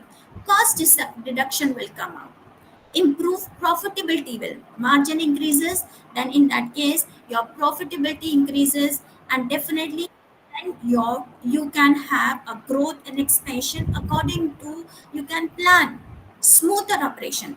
पैसा है जेब में, कोई problem नहीं, किसी से I don't want to take any credit, I can use it, smooth operation, no tension, no overdraft, no banking resources, no out third party connection, smoother operation. And next, improve credit worthiness. Credit worthiness means that the market value of your organization increases.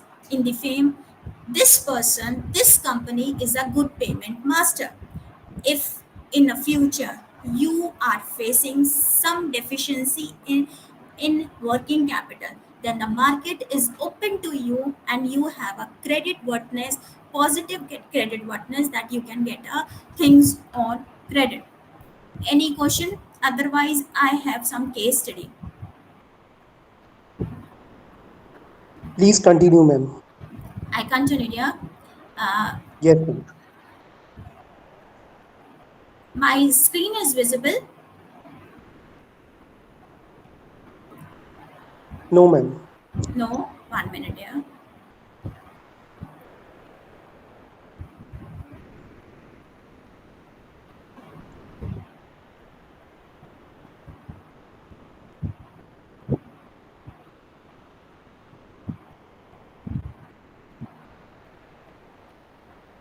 Now, Yes, it is. yes, I'm taking one example of Tata Motors. See, Tata Motors are giant and it's going to have its IPO in the market. Even it is going to have a, you can say, two segments or the demergers are going about to be happen.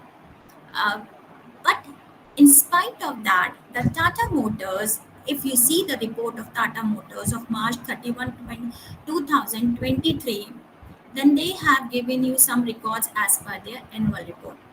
The trade payables, what they have given is 7, it is in crores, 7162 carrying amount. Due in 1 month is 7,001. What I say that year month wise you can make it. Okay, because you are tiny dots, these people, it's a giant, they are making a prediction, they are making a sheet on yearly basis. They have to make a payment yearly basis. They make an estimation. So due in 1 month 7,100, due in second year, third year, fourth till fourth year, fifth year, nothing. Exceptness, they have to make a some payment that they have taken from third party, and they have to give the payment to. This is financial liabilities, what I'm telling you. That comes to be 5,000 some change.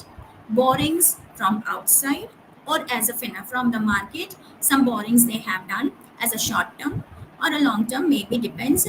They have due in first year is 8,900, due in second year is 3,000, due in third year 7,000, due after 5 years. This is financial liabilities, which is in the form of, you can say, a fixed assets.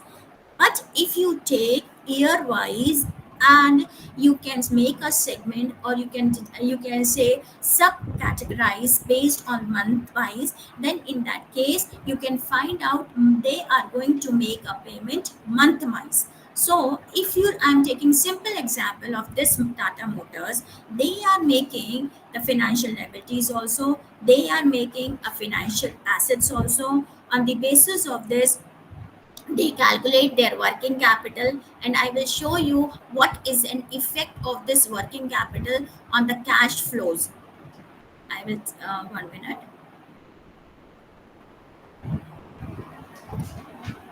See, we have a financial statements in big companies. As per the compliance Ministry of Corporate Affairs, they have to make an income statement, balance sheet, and cash flow statement. So if you see, we have three activities. One is operating activities, and in this operating activities, one component is a change in working capital. If a change in working capital is there, it last year it is 10,000 negative in crores, this year 3,000. This means the 7,000 they have cope up, they have simply earned 7,000 more money, they have a surplus. So they can plan accordingly, and apart from this they can work out. If you see the whole annual report of Tata Motors, you will find out that Tata Motors 5,000 crores of working capital is surplus. 5,000 crores of working capital is in surplus, right? So anybody has any question, please let me know, and I like to share my inputs. Now the question, I Pradeep Chaudhary, please don't mind, I'm taking your name because we have an habit of taking our names. Uh, Pradeep Chaudhary, are you there, sir?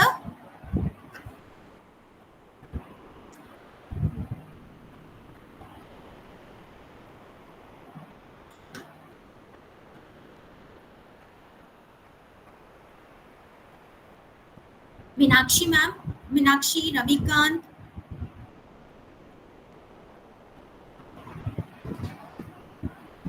My one question to the audience, if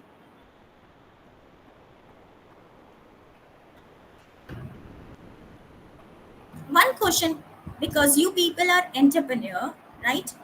My one question for all of you, how you get a working capital from banks?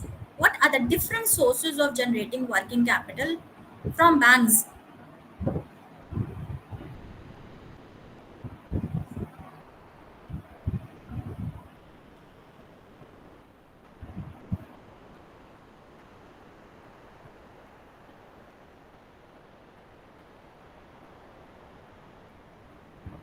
My voice is Ankur, are you there? Yes, ma'am, I am available. See, Ankur, I'm asking a question from the audience. I request one thing, please ask them to open their cameras.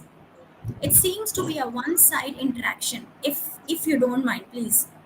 Yeah, yeah. I request all the audience to please open your cameras. See, if it is going to be a one-side, interaction, we are not able to provide you the certificate. See, this is for sure. Certificates also we want to give you our maximum inputs which is practical in Right, life. right, right. So it's better. I request everyone to open their cameras. See, I want that if you want to if you want to get a working capital, what are the different government policies are there? What are the different forms the banks are providing? What are the different categories they have made?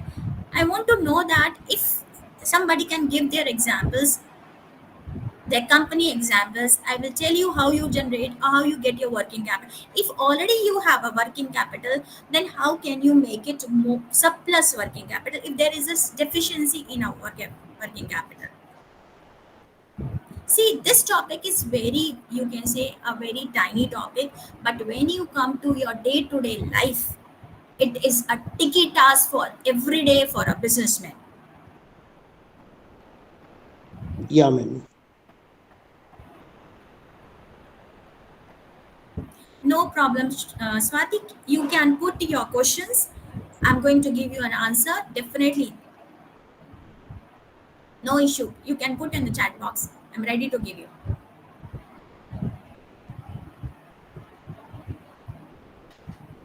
Okay, Priyanka, no issue there.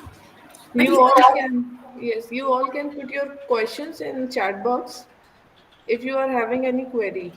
see, this topic is in a theory seems to be very easy, but when you go to a banks to raise a, you can say, cash credit limit, which is depend upon your working capital, and in that they will see your turnover, they will see your stock turnover, and they will see your collection period, they will see the cash management. If you go for the cash credit limited, you have to make the paperwork, and in that paperwork you have to make a figures, and if your figures are as per the standard of banks, then only the bank will provide you the funds in the form of credit, cash credit limited. Otherwise they will reject it. See, simple example, your stock turnover is 6 times, maximum 6 times of your normal turnover, sales turnover, then they will say it is a positive company. But if your current assets and current liabilities comes to be a deficit, they have a red line that this company's, your short-term health position or health status or a financial position or performance is not as per the standard what the banks require. They will say that the short-term ratio analysis, like it's not as per the standard what the bank is required. Solvency ratio is also not. So, working capital is not only for calculating current asset and current liability, it is also related to the different ratios which the bank require to raise the working capital. Assessing is easy, managing is difficult, generating is too difficult. And Right, man. if anybody wants to share their balance sheet, share to Ankur, and I will give you the inputs that how you can make your working capital into an effective way using a different strategy. I simply take one example. Then I am just closing my this session. Simple example. Your collection period is of 60 days and your payment period is 30 days. 60 days को आप payment आता है आपके पास, 30 days को में आप payment देते हैं, जो 30 डेज का जो गैप होता है आपके पास, how you will get that fund, कैसे आप वो पैसा लाते हैं? मेरे को ये जो आप this money how you get it, it is through either you get take a loan, hand loan, either I will take from Ankur और माधुरी, 1 महीने के लिए मुझे उधार दे दो, I will take give you an interest, this way you go. Otherwise you go to bank and ask them, this is my paper, I am want a working capital for 1 year, this is my turnover. On the basis of that they will give you. Otherwise you go to microfinance, they will generate a mortgage loan on your on some raw materials and they will generate a working capital, right? So why we want to take a loan, that to our interest? Why we'll go for bank? Bank is also taking an interest. What interest they are charging is an effective interest which is reduces your profit. Okay, so why you go in place, what you do, you can simply एक funda do it 60 days का collection you reduce to 45 days, मेरे को 45 days में मुझे payment चाहिए, 30 days का जो हमारा पेमेंट है you increase to 45 days. This way you can manage. Collection period is also 45 days. Payment period is also 45 days. I can manage easily. Why should I go to bank? I'm right, Madhuri, Ankur? Right, ma'am, Yes, ma'am, exactly right. right. Yes, मैं क्यों जाऊँ किसी के पास, या मैं advance ले लेती हूँ अपने कस्टमर से and I start using my working capital. क्यों मैं एडवांस ले लूँ, अपना जो भी प्रोडक्ट है उसका 10% एडवांस लेके you can use your own working capital. Bank के पास जाने का जरूरत नहीं. आज भी बैंक 11.25 पे दे रहा है. एक्सिस बैंक अगर आपको कैश क्रेडिट लिमिट दे रहा है 13% पे दे रहा है. पर अगर उसको आप कैलकुलेट करोगे, we have two interest, one is nominal interest, one is real interest, which in our banking it is known as effective rate of interest. हमको लगता है कि हमने 11% पे या गवर्नमेंट ने हमको 7 या 8% पे देंगे, but they have added the inflation into that. Later on it becomes in place of 11 it becomes 14%. हमको पता नहीं चलता because we don't know how to calculate, we don't go into that. But बाद में जब इंटरेस्ट आता है या चार्जेस आते हैं, then we find out that amount is too much. इसलिए every entrepreneur must try to manage their debitors, creditors, collection period and payment period. ये चार चीजें अगर आपने मैनेज कर लिया, then your business is awesome. And anytime you need any help, Ankur is there. You can tell me. I'm basically from Meerut, and from the last 1 decade I migrated to Hyderabad.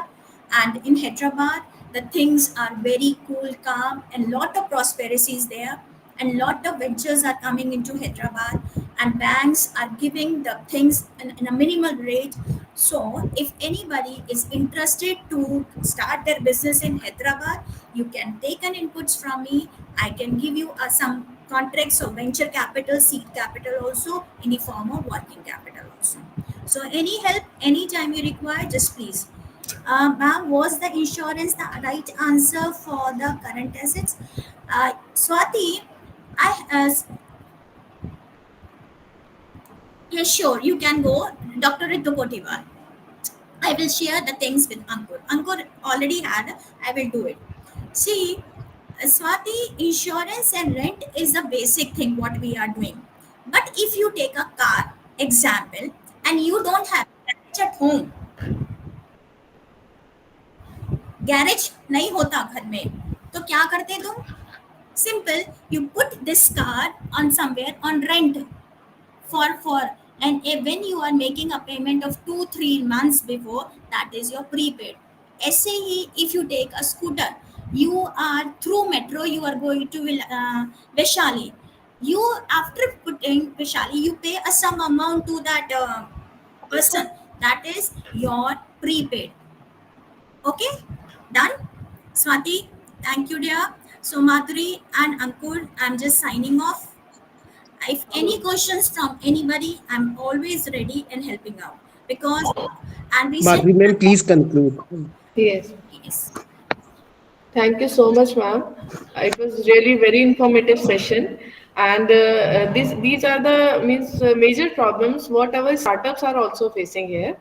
At MIT Institute of Technology, we have an incubation center Okay, supporting the startups from agriculture, from food technology, and environmental technology. okay, So we are having similar kind of problems for them also. So okay. I would like to request you also to join us as a mentor for our startups. So uh, I'll be sharing. Yeah, yes, Madhuri, thank you ma'am for your this invitation. yeah. I like to inform that on 31st first I'm coming to Meerut. Okay, And okay, my house is Meerut, Uncle knows that, and okay. definitely I'm going to have a word with you people. Sure, ma'am. You are most welcome I'm at definitely Merit coming to Institute of MIT, Technology. and Yes, ma'am. I'm going to meet you. Yeah. So Thank you so much, ma'am. thank you, Uncle. Thank you, Madhuri. Thanks And a thank lot. all the audience. Anytime you require any help, I'm always there. Even from the banking side, also, I'm always there because I'm a banking faculty also. Thank you. Thank you so much, ma'am. Thank Thank you. you so much.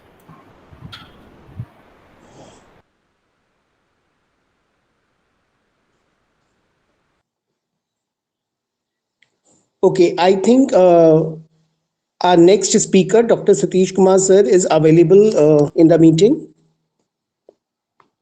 Yes, Sir, are good you evening. available? Good evening, Ankur, and good evening to all the Good evening, sir. participants. Very good evening. So, audience, once again, I, Dr. Ankur Goel, Professor and Head, MITmeerut, Department of Business Administration, take privilege to have one of the eminent personality, Dr. Satish Kumar sir, for our session 3.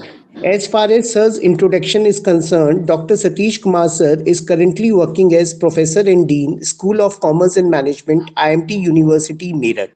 He has more than 22 years of experience in the fields of academics, research, and industry. He has also worked as the IQAC coordinator at IMT University. Recently, he has received an award from IMT University for his exemplary contribution in conducting IIC activities effectively and securing the highest four-star rating in IIC 2021 to 22 for the university as declared by MHRD India. Recently, he was appointed as a member of the National Education Committee set up by the PhD Chamber of Commerce and Industry, New Delhi, in 2023. He is an alumnus of MGP Rohilkhand University, Bareilly, having a doctorate in business management. He completed his master's in business administration from Dr. B.R. Ambedkar University, Agra, and he is a net qualified in management in 1988. He played a pivotal role in initiating the Vidya International Journal of Management Research under his tenure when he was taking care of Vidya School of Management. And he was also the chief coordinator of AICT sponsored IIPC cell over there. He is the recipient of Best Teachers Award from the Confederation of Education Excellence, New Delhi 2014, the Best Teacher Award from the International Association of Lions Club of Meerut Industrial Estate in 2012, and the Award of Excellence from HE, the Government of Haryana, in 2007. He has guided one doctoral candidate, four doctoral scholars are working under him. He has published four patents, one copyrights, two books, six chapters in various books, and more than 30 research papers in national and international journals of repute, which is indexed at Scopus, ABDC, Springer. He has attended various workshops on financial research at the IIM Kolkata and the IMT Ghaziabad.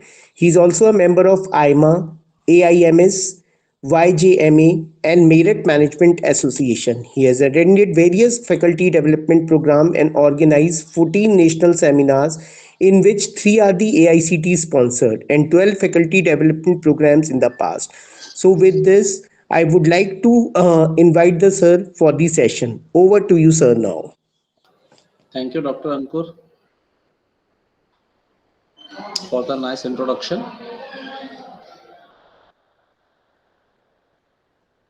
Good evening to all the participants. Good evening, sir.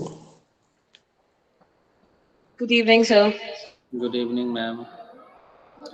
So, today I am here to discuss on the topic allocated to me, break-even point, which is very important one. Before my lecture, I was just listening to Dr. Ritu, who was telling on working capital, and he spoke very well. And all those new entrepreneurs and faculty members, those are teaching students on these topics. That was really very helpful information. And confirm me, I'm going to share my screen.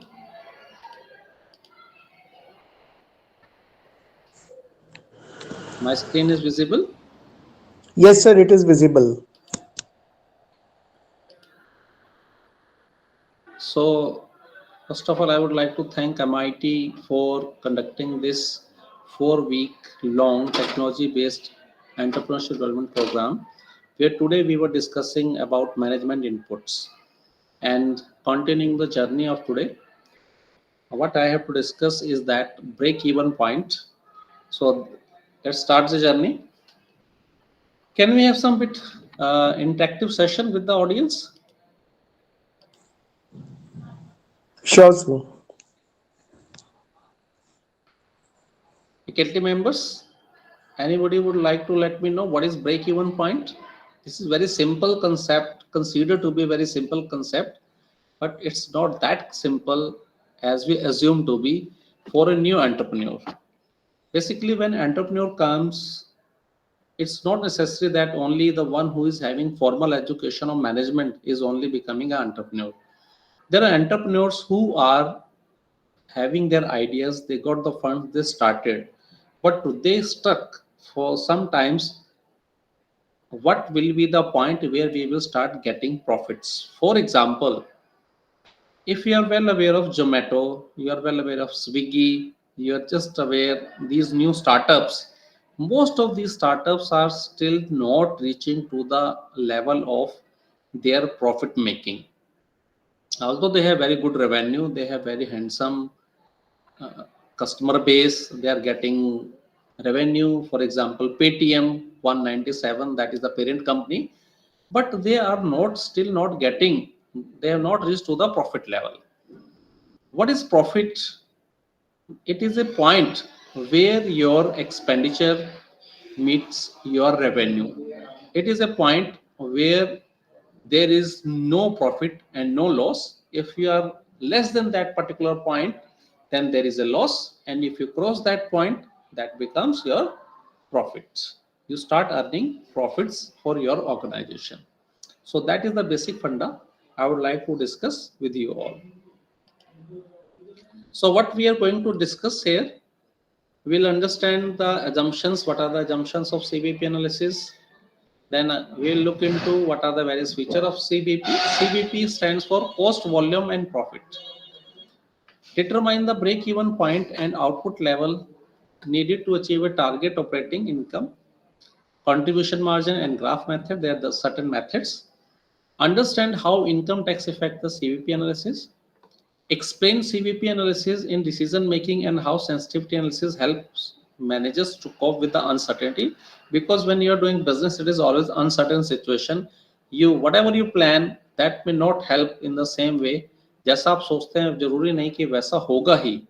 सो जो आप expect करते हैं और जो actual market में conditions होती हैं, there is a difference arises. So you need to revise yourself, you need to see what happens. Sometimes in order to boost sale, you have to reduce the price, and sometimes what happens, the raw material prices increases into the market, because in actual world the prices of the commodities or your supplies, that keeps on changing, that keeps on varying. Then we'll apply CVP analysis to a company producing different products, and we will see in a situation when product has more than one cost drivers, then how we can reach to the break even point. So this is the journey that we will take on. So let's take upon the first thing. As the name suggests, CVP, cost, volume, and profit. It is very, very important. In a layman language also we say, what is the volume? कितना माल बेचा आज? कितना माल बेचा, that is volume. उसमें कितनी cost आई और profit कितना कमा रहे हैं. In a business only these are the important things. Every business runs on profit. We carry out all business activities to earn profit. So these are things which are connected to each other. Cost is attached to volume, and volume is attached to your profit. And profit is, again, if you want to know a particular amount of profit, then how many units you need to sell. That we can also come to know with the help of this CVP analysis, but it has certain assumptions. And what are those assumptions? Let's start looking into that. Change in the level of revenue and cost rise only because change in number of product unit produced and sold. Okay. Change in level of revenue and cost arise because only change in number of product or unit produced and sold. So it changed the revenue and cost as well. Total cost, all we are aware, if you have certain knowledge of this working capital or financial management, what madam was just telling you, entire cost can be divided into two parts. One is fixed. For example, आप कुछ produce करना चाहते हैं और एक machinery लगा ली.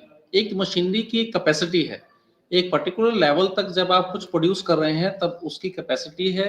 एक बार आपने मशीन बना ली, मशीन को लगा लिया, अब आपको कोई नया उसमें फिक्स कॉस्ट के संदर्भ में आपको कुछ भी एडिशनल चेंज नहीं करना है. Getting my point? So you need not to invest anything new. एक बार इन्वेस्ट कर दिया, that is your fixed cost. Then we have running cost. What is then we have running cost. Running cost कैसे आएगी आपकी? जितना raw material आप purchase करेंगे, जितने एम्प्लॉयज आप लगाएंगे, जितनी सैलरी इंक्रीज होगी, वो सब पार्ट्स, रेंट का इशू है, they keeps on changing and that comes into the part of variable cost, right? So total cost can be divided into fixed component and a component that is variable with respect to level of output. Then when we graph when we graph these things on a map, the behavior of total revenue is linear in relation to the output with the relevant range. Whatever the time period that we are considering, it is there in the picture, and it shows a linear relationship. That is very important assumption. The unit selling price, per unit variable cost and fixed costs are known and constant. This is another assumption कि हमें मालूम है हम इस item को कितने रुपए में बना सकते हैं, उसके लिए वेरिएबल कॉस्ट कितनी लगेगी और हमें इसको कितने में बेचना है, और फिक्स कॉस्ट भी हमें मालूम होनी चाहिए और ये जल्दी चेंज ना हो. The analysis either covers a single period, single product, or assume that the sales mix when multiple products are sold and sold with remain constant as level of total units sold unchanged. एक और assumption है कि ऐसा तो है नहीं कि normally company एक ही प्रोडक्ट बनाती है, कंपनीज बहुत से प्रोडक्ट्स बनाती हैं. तो यहाँ पे आपको इसको सेल्स मिक्स की तरह भी लेके आप इसको फाइंड आउट कर सकते हैं कि किस आइटम को कितनी हमें आइटम्स बनानी पड़ेंगी, किस प्रोडक्ट के लिए कितनी आइटम्स बनानी पड़ेगी, सेल करनी पड़ेगी, so that we can achieve our break even point. All revenue and cost can be added and compared when taking into account one time value of money. Very important concept in financial management that whatever we are taking the revenue and cost, we should consider the time value of money. And here, first of all, let's understand what is operating income. That is very important concept. Very simple. जो business से आपने earn किया, that is your operating income. So it can be calculated with the help of this formula. Total revenue from operations minus cost of goods sold and operating cost. It exclude income tax that we need to exclude, and it gives you what is your operating income. And then what is net income? Net income is operating income minus income taxes. That is your net income. Now let's move on to our second objective. If you have something to ask first objective or any assumption, anything you want to know from assumptions, you can ask. Otherwise, I can move further.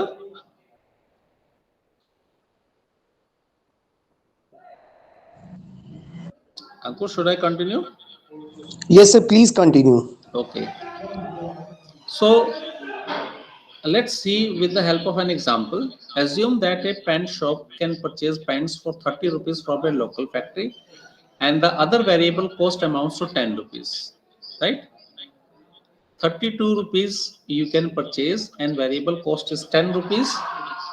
The local factory allow the pen shop to return all unsold pens and receive a full 32 rupees refund per pair of pens within 1 year. ठीक है, आपको ये option मिलता है कि 1 साल के अंदर आप उस आइटम को अगर यूज नहीं करते तो वापस कर दीजिए. अब हमें यहाँ पे डिसीजन लेने हैं, कुछ और इन्फॉर्मेशन चाहिए. Let's see. The average selling price per pair of pen is 70 rupees. अब यहाँ पे आप टोटल इंफॉर्मेशन आपके पास आ गई है और फिक्स कॉस्ट है 84,000. एक बार फिर से रिवाइज करते हैं क्या इंफॉर्मेशन अवेलेबल है हमारे पास. 32 रुपीज में आप परचेज कर सकते हैं. उसके अलावा जो वेरिएबल कॉस्ट है आपकी वो 10 रुपीज लगेगी, और आपको ऑप्शन है कि 32 रुपीज को आप पूरा चेंज कर सकते हैं. कब तक चेंज कर सकते हैं आप? 1 ईयर में. और यदि आप उसको सेल करते हैं तो आपको सेलिंग प्राइस कितना है उसका? 70 रुपीज. और फिक्स कॉस्ट इस पूरे प्रोसेस की कितनी है? 84,000. To a particular level the fix cost remain same, just I told you. So let's see इसको कैसे हम आगे करेंगे. How much revenue will the business receive if 2500 units are sold? This is the problem. अगर हम 2500 units बेचते हैं तो हमें कितनी रेवेन्यू मिलेगी? वेरी सिंपल, मल्टीप्लाई करते हैं इसको 70 रुपए से, जो कि इसका सेल्स प्राइस है. 2500 units multiplied by 70, it comes to 1,75,000. And then how much variable cost will the business incur? अब वेरिएबल कॉस्ट की बात करते हैं. कितनी वेरिएबल कॉस्ट आएगी इसमें? आपने देखा था 32 plus 10, so that was 42. And how many units we are going to produce? 2500, so it comes to 1,05,000. Okay, so now we have revenue, now we have variable cost. Can we calculate what the profit will be? We need one more information, that is fixed cost. So we have to subtract fixed cost, variable cost from the revenue, then it gives us profit or loss. In this condition, you can see the revenue is 1,75,000 and we have variable cost, that is 1 lakh. We have variable cost, that is 1,05,000, and 80,000 is the fixed cost. When we subtract it, we reach to the conclusion, we reach to the point, that is 14,000 is your loss that we are incurring when we are selling 2,500 units. Now, there is one more important terminology which is used in this CVP or break-even point analysis. That is, what is contribution margin per unit. Very simple formula to calculate it. Very easy. You just reduce your variable cost from the sales price, and that will be your contribution. So in this case, 70 rupees is your sales price and 42 is the variable cost. So 28 is the contribution margin per unit. And how many units we are selling? You just multiply it with that, and that will give the total contribution. But we are not concerned with that here. What is the total contribution margin when 2,500 pairs of pants are sold? Just I told you, we'll just multiply. So what will be the answer? 2,500 units multiplied by 28, and we will get 70,000 as a contribution margin by selling all these things. How much? 70,000. Very simple concepts we are taking. We have to subtract variable cost from the sales price. It will give you contribution margin per unit. How many units you are selling, just multiply with that, it will give you your contribution. Then we can calculate in terms of percentage also, and that is very helpful under certain conditions. How we can calculate? Simply divide it contribution with the sales price, that is 28 rupees is the margin, divided by the 70 rupees, that is the sales price, and you will get 40% as the margin. हम आम बोलचाल की भाषा में यही use करते हैं कि भैया इसमें मार्जिन कितना है, प्रॉफिट कितना है. So this is what we are calling. अगर हम 100 रुपए की आइटम बेचते हैं तो उस पर 40 रुपीज हमें बचेंगे. यहाँ पे हमने 70 रुपीज की आइटम बेची, तो यहाँ पे हमें 28 रुपीज उसमें बच रहे हैं. This is the contribution on the basis of your operating expenses. Here fixed expenses are not included, keep in mind. Now, earlier we were selling 2,500 units and we were getting a loss. Now let's see, if your business sells 3,000 pair of pants, then what will be the revenue? Because the price is 70 rupees, so we are selling 3,000 into 70, it comes to 2,10,000. And what will be the margin? Margin is simply 40%, so just multiply with that and it gives you the value of 84,000. If you have any query, you can raise your hand in between. Third, let's move on to third. So here we have come to know in previously, we are concerned with three pieces of information. One is fixed cost, one is variable cost, and another is sales price. And once we are aware what is the volume, then we can find out what will be the profit and what will be the loss.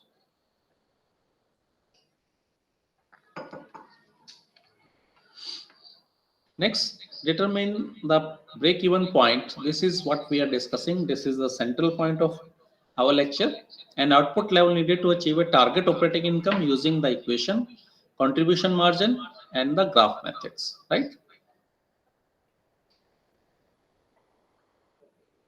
So this is what we are discussing. If we subtract sales minus variable cost minus fixed expenses, that is your total revenue is equal to total cost. SP selling price, UCV is variable cost, CMU is your contribution margin per unit, and CM percentage is contribution margin percentage, and FC is the fixed cost. Basically, we are concerned with this piece of information. Q stands for your quantity of output units sold. OI is operating income. TOI is target operating income, and TNI is target net income. यदि आप कहें कि मुझे तो इतना profit चाहिए, बताइए कितनी यूनिट्स को बेचेंगे। नॉर्मली जब बोर्ड मीटिंग्स होती हैं तो वहाँ पे सेल्स के टारगेट रखे जाते हैं, प्रॉफिट के टारगेट्स रखे जाते हैं, तो वहाँ पे आपको ये प्रॉब्लम सॉल्व करनी होती है और एंटरप्रेन्योर को खुद जानना होता है जब इन्वेस्टर से और फंड लेना होता है कि हमारा जो प्रोडक्ट है, अगर आपने शार्क टैंक के एपिसोड्स देखे जहाँ पे फंड्स जनरेशन की बात होती है तो वहाँ पे ये क्लैरिटी मिलती है। वो पूछते हैं कि बताइए ब्रेक इवन पॉइंट कब आएगा, when you will start making profits. तो ये जो प्रॉफिट वाली आपकी बात है, प्रॉफिट आप कब कमाएंगे? प्रॉफिट आप तब कमाएंगे जब आप एक पर्टिकुलर लेवल को अचीव करेंगे। पहले आप अपने एक्सपेंसेस को कंप्लीट कर लेंगे, उसके बाद जब यूनिट्स बेचेंगे that will start giving you profit. So this is very simple. अगर इक्वेशन के फॉर्म में हमें इसको मेंशन करना हो ब्रेक इवन पॉइंट को कैलकुलेट करने के लिए, तो पहले हम फर्स्ट स्टेप में निकालेंगे ऑपरेटिंग इनकम, और ऑपरेटिंग इनकम का फॉर्मूला क्या रहेगा हमारे पास? Selling price into quantity sold minus variable unit cost into quantity sold. ये फर्स्ट पार्ट जो है आपका ऑपरेटिंग इनकम हम कैलकुलेट कर रहे हैं, इसमें हम फिक्स कॉस्ट को भी माइनस कर रहे हैं। कितने का माल बेचा, कितनी उसकी वेरिएबल कॉस्ट है और कितनी उसकी फिक्स कॉस्ट है, हम इसको माइनस कर दें, it gives us operating income. This is the equation method. आपके पास सारी इंफॉर्मेशन है, तीन तरह की इंफॉर्मेशन है। अभी आपको मैंने बताया कि ब्रेक इवन पॉइंट वो पॉइंट है जहां पे ना तो प्रॉफिट होता है ना तो लॉस होता है। तो सिंपल आप इसको कीजिए, आपको क्वांटिटी फाइंड आउट करने की हमें ब्रेक इवन पॉइंट कहाँ मिलेगा, तो दैट कम्स टू 3000 यूनिट्स। कैसे हम कैलकुलेट कर सकते हैं? 70 rupees is per unit price, 42 is the variable cost, 84,000 is the fix cost. अगर हम इसको जीरो के अगेंस्ट प्लेस कर दें then we can solve this equation. Left hand side पे 70 minus 42 it comes to 28q, and if we transpose this 84,000 to the right hand side it comes to 84,000, and if we divide that it comes to 3,000 units. Means to say we need to produce at least 3,000 units, and this is the point where there will be no profit, no loss, and that will be our break even, the crucial point. Alternatively, you can solve in this way as well. 84,000 your fixed cost, 28 is the margin, contribution margin, just उसको divide कर दीजिए. You can calculate this way also. Provided अगर आपको margin मालूम है, ultimately हम तभी solve कर पाएंगे जब हमें पूरी इंफॉर्मेशन है अवेलेबल इंफॉर्मेशन जिसके हम बात कर रहे हैं बार बार। First one is your sales price, second one is your variable cost, third one is your fix cost, and how many units that we are concerned that we can calculate. So this is very important graph. It is shown your fixed cost is 84,000. You can see it is straight. Which color line? It's light sky blue line, and then you have yellow line which is showing you your revenue. As soon as you start selling more units, your revenue goes in a linear direction and goes upward. At the same time, your total cost is sum total of number of units sold multiplied by variable cost per unit plus fixed cost at that level. And where these two revenue and cost are intersecting, that is intersecting at here 3000 units on one side, that is x-axis. So it is telling us 3000 units, and on y-axis it is showing us what is the amount, that is 2,10,000 is the amount where we reach to our break even. Then what is the target operating income? This is again something very important. Here we are asking certain questions. In this, here the questions are, if you want to have this much income, how you can reach that level? Simply just take fixed cost, add your target operating income, and then just divide it by either the contribution margin percentage or the contribution margin per unit. अगर percentage से करेंगे total amount मिल जाएगा, और per unit से करेंगे तो आपको total value मिलेगी. देखते हैं आगे. Assume that management wants to have an operating income 40,000. अब ये प्रॉब्लम सॉल्व चेंज हो गई है. नॉर्मली जब हम इसको सॉल्व करते हैं, बिजनेस केस स्टडीज में सॉल्व करते हैं, तो वहां पे क्वेश्चन अलग तरीके से होता है. Let us know how many units will be there sold if we want to have profit of 40,000. क्या फॉर्मूला हम यूज करेंगे यहाँ पे? इसके लिए फॉर्मूला है सिंपल. आप फिक्स कॉस्ट में जो इनकम आप चाहते हैं, जो पिछले स्लाइड में था, अभी हमने डिस्कस किया, फिक्स कॉस्ट में जो इनकम आप चाहते हैं उसको ऐड कर दीजिए और उसे कंट्रीब्यूशन से डिवाइड कर दीजिए. Very simple. One of the simplest topic, if you go through carefully, 84,000 plus 14,000, it comes to 98,000. Just divided by the contribution per unit, that is your 28 rupees, and it gives you 3,500 units is the result, is our answer. If you want to sell, we have to sell 3,500 units if you want to have an operating income of 40,000. What sales are needed? Very simple. कैसे करेंगे हम इसको? 3,500 units multiplied by 70, because the price per unit is 70 rupees. Sales price, just multiply that. Otherwise, we can calculate this way also. This will be the volume. Now let's understand whether the taxes have some effect on cost, volume, or break-even point. Yes, definitely, because tax effects. Management would like to earn an after-tax income of 35,711. This is the problem. Government, the management want to earn, because we have to pay taxes to the government. We want to earn this much income. Want to know what should be your sales level. कैसे calculate करेंगे इसको? Tax rate is 70%. This should be known to us, only then we can calculate. Beside the other information, simple आपको क्या करना है? Target operating income is equal to target net income divided by 1 minus tax rate. So this should be your target operating income.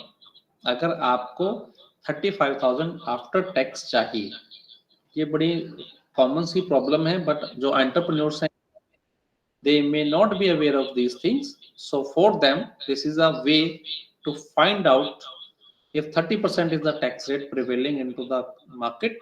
This is the way you have to sell. Your operating profit should be 51,016 rupees. Only then you can have after tax income of 35,711. The next question that we come to know, how many units must be sold? We have to just use this formula: revenue minus variable cost minus fixed cost. 70Q minus 42Q minus 84,000, that is your fixed cost, is equal to 35,711, and divided by 1 minus tax rate.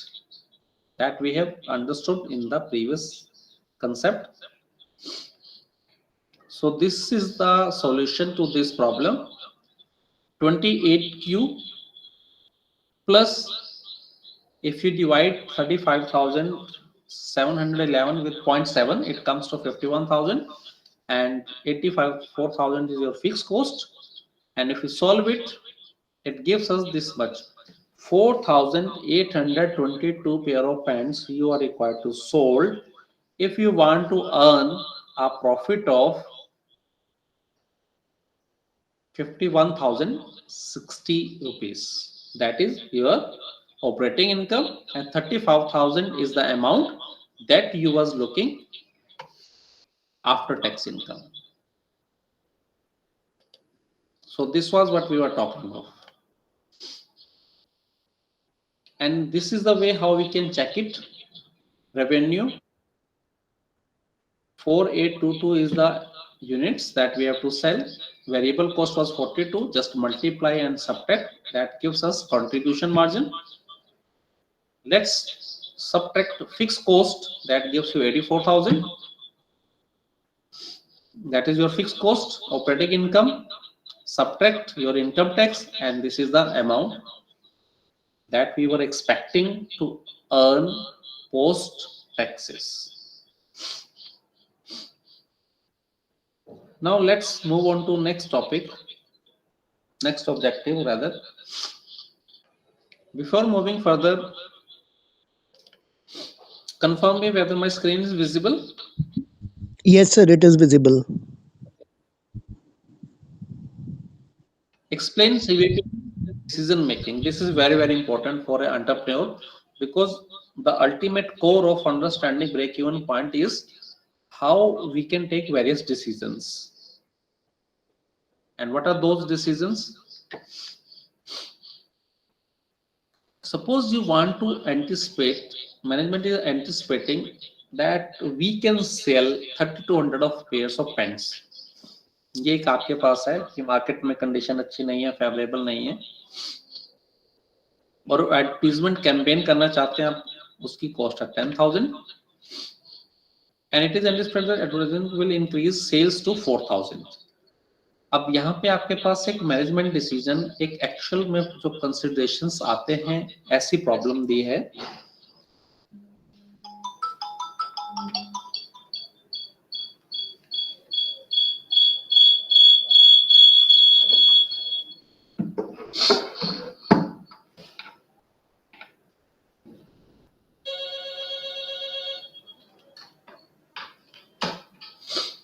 Management is considering N advertising campaign that would cost 10,000। अभी आपकी sales 3,200 units की है, अगर आप 10,000 का fix expense कर लेते हैं एडवर्टाइजमेंट का, तो आपकी सेल्स 4,000 बढ़ जाएगी। अब आप ये बताइए कि हमें ये जानना चाहिए नहीं, बिजनेस एडवर्टाइज करे या ना करे, ये फिक्स कॉस्ट में हम ऐड कर देंगे और बाकी सॉल्यूशन हम लेंगे। कंट्रीब्यूशन मार्जिन पे चलते हैं सीधा। 32 पेयर्स अगर आप बेचते हैं तो आपको मार्जिन कितना मिलता है? 28 रुपीज था, जस्ट 32 से मल्टीप्लाई कर दीजिए, 89,600, और 84,000 फिक्स कॉस्ट है, तो ऑपरेटिंग इनकम आपकी कितनी हो जाती है इस केस में? 5,600। अगर आप 4,000 पे जाते हैं, अब क्या हो जाएगा? 1,12,000 आपकी सेल्स हो जाएंगी, कंट्रीब्यूशन मार्जिन हो जाएगा, और फिक्स कॉस्ट क्योंकि 10,000 अब आप एडवर्टाइजमेंट में और खर्च करेंगे, 84 plus 10 94,000, operating income will be your 18,000। अब आप बताइए कि 10,000 रुपए लगा के हमें इंक्रीमेंट कितना हो रहा है? जो आपकी ऑपरेटिंग इनकम है वो 5,600 से 18,000 तक तो जा रही है, बट 10,000 तो उसमें आपने एक्स्ट्रा स्पेंड किया था, वो कंसीडर करने के बाद हम 5,600 से 18,000 पे पहुंच रहे हैं। तो ये क्लियरली बोलता है कि yes, we should go for advertising. Right, sir. Now next is, instead of advertising, management is considering reducing the selling price to 61 per pair. आपको डिफरेंट परमुटेशन कॉम्बिनेशंस देखने पड़ते हैं मार्केट के अकॉर्डिंग। एडवर्टाइजमेंट कर लिया, नहीं वर्क किया, या किया, दो अगर आप कॉम्बिनेशंस लेते हैं तब क्या इफेक्ट हो सकता है? अब यहाँ पे जिस एग्जांपल को हम लेके चल रहे हैं, 70 रुपीज अभी उसकी कॉस्ट है, हम कहते हैं उसको हम माइनस करके कम करके कर देते हैं 61 रुपीज। नॉर्मली ये देखा जाता है कि अगर आप प्राइस कम कर दें तो सेल्स बढ़ जाती है। तो ये यहाँ पे आपके पास है एक कंडीशन, एक नया मैनेजमेंट सिनेरियो है जहाँ पे 61 रुपीज कर दे आप 70 से आपकी कॉस्ट, तो आपकी सेल्स बढ़ जाएंगी 4500 यूनिट्स की। क्या ये करना चाहिए नहीं करना चाहिए, ये डिसीजन हम ले, ये क्वेश्चन है आपके लिए। Should management decrease the selling price per pair of pants to 61 rupees or not? कैसे हम इस पर डिसीजन लेंगे? अब अपनी पूरी कैलकुलेशन करते हैं।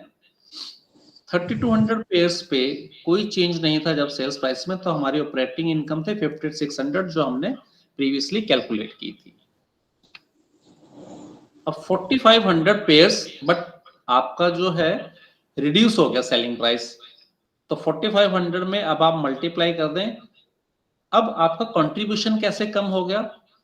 हम 30 जो आपका कंट्रीब्यूशन था वो भी कम हो जाएगा, that will remain 90 rupees. तो 4500 units into 19 it comes to 85,500। Fix cost आपकी सेम है, बट ऑपरेटिंग इनकम कितनी है आपकी 1500। अब देखिए प्राइस कम करने से क्या हो रहा है, कोई प्रॉफिट नहीं मिल रहा। ऑपरेटिंग इनकम जब पहले आपने प्राइस कम नहीं किया था 5600 रुपीज आप अर्न कर रहे थे, आप प्राइस कम कर देते हो, यूनिट्स तो ज्यादा बेच पा रहे हो, बट जो ऑपरेटिंग इनकम है वो आपका रिड्यूस हो रहा है। तो यहाँ पे डिसीजन मेकिंग क्या रहेगी हमारी? डिसीजन मेकिंग हमारी चेंज हो जाएगी। We can not handle more than, यहाँ पे पहले डिसीजन मेकिंग की बात करें, सिंपल सा है, तो 5600 से आप 1500 पे आ गए, तो we should not go for this option, we should not reduce the price, that is the result. Now, sensitivity analysis. When we have different scenarios and uncertainty is there, assume you can sell 4,000 pairs, fixed cost remains same, contribution is 40%. At the present time, the business cannot handle more than 35,000 pair of pants. This is the real life examples. The reason being, you can have your fixed cost fixed up to a certain extent, but when you have to increase your business capacity, your production capacity, in that case your fixed cost also changes. To satisfy a demand of 4,000 pairs, management must acquire additional space for of 6,000. अब आपकी fix cost increase हो जाएगी, let's see क्या फर्क पड़ेगा, but हम 4000 units बेच पाएंगे इसमें। Should the additional space be acquired or not? अभी एक अगेन आपके पास केस स्टडी है कि आपको यहाँ पे बिजनेस प्रॉब्लम है, उसका सॉल्यूशन फाइंड आउट करना है कि क्या हम और स्पेस खरीदें या ना खरीदें, हमको उसके लिए 6000 पे करना पड़ेगा। Revenue at break even with existing space 84,000 fix cost है, हम डिवाइड करते हैं इसको कंट्रीब्यूशन मार्जिन से, तो अभी हमारी सेल्स कितनी हो जाती है 2,10,000 की। और अगर आप इसको एडिशनल स्पेस कर लेते हैं तो आपकी कॉस्ट बढ़ जाएगी। कॉस्ट कितनी थी?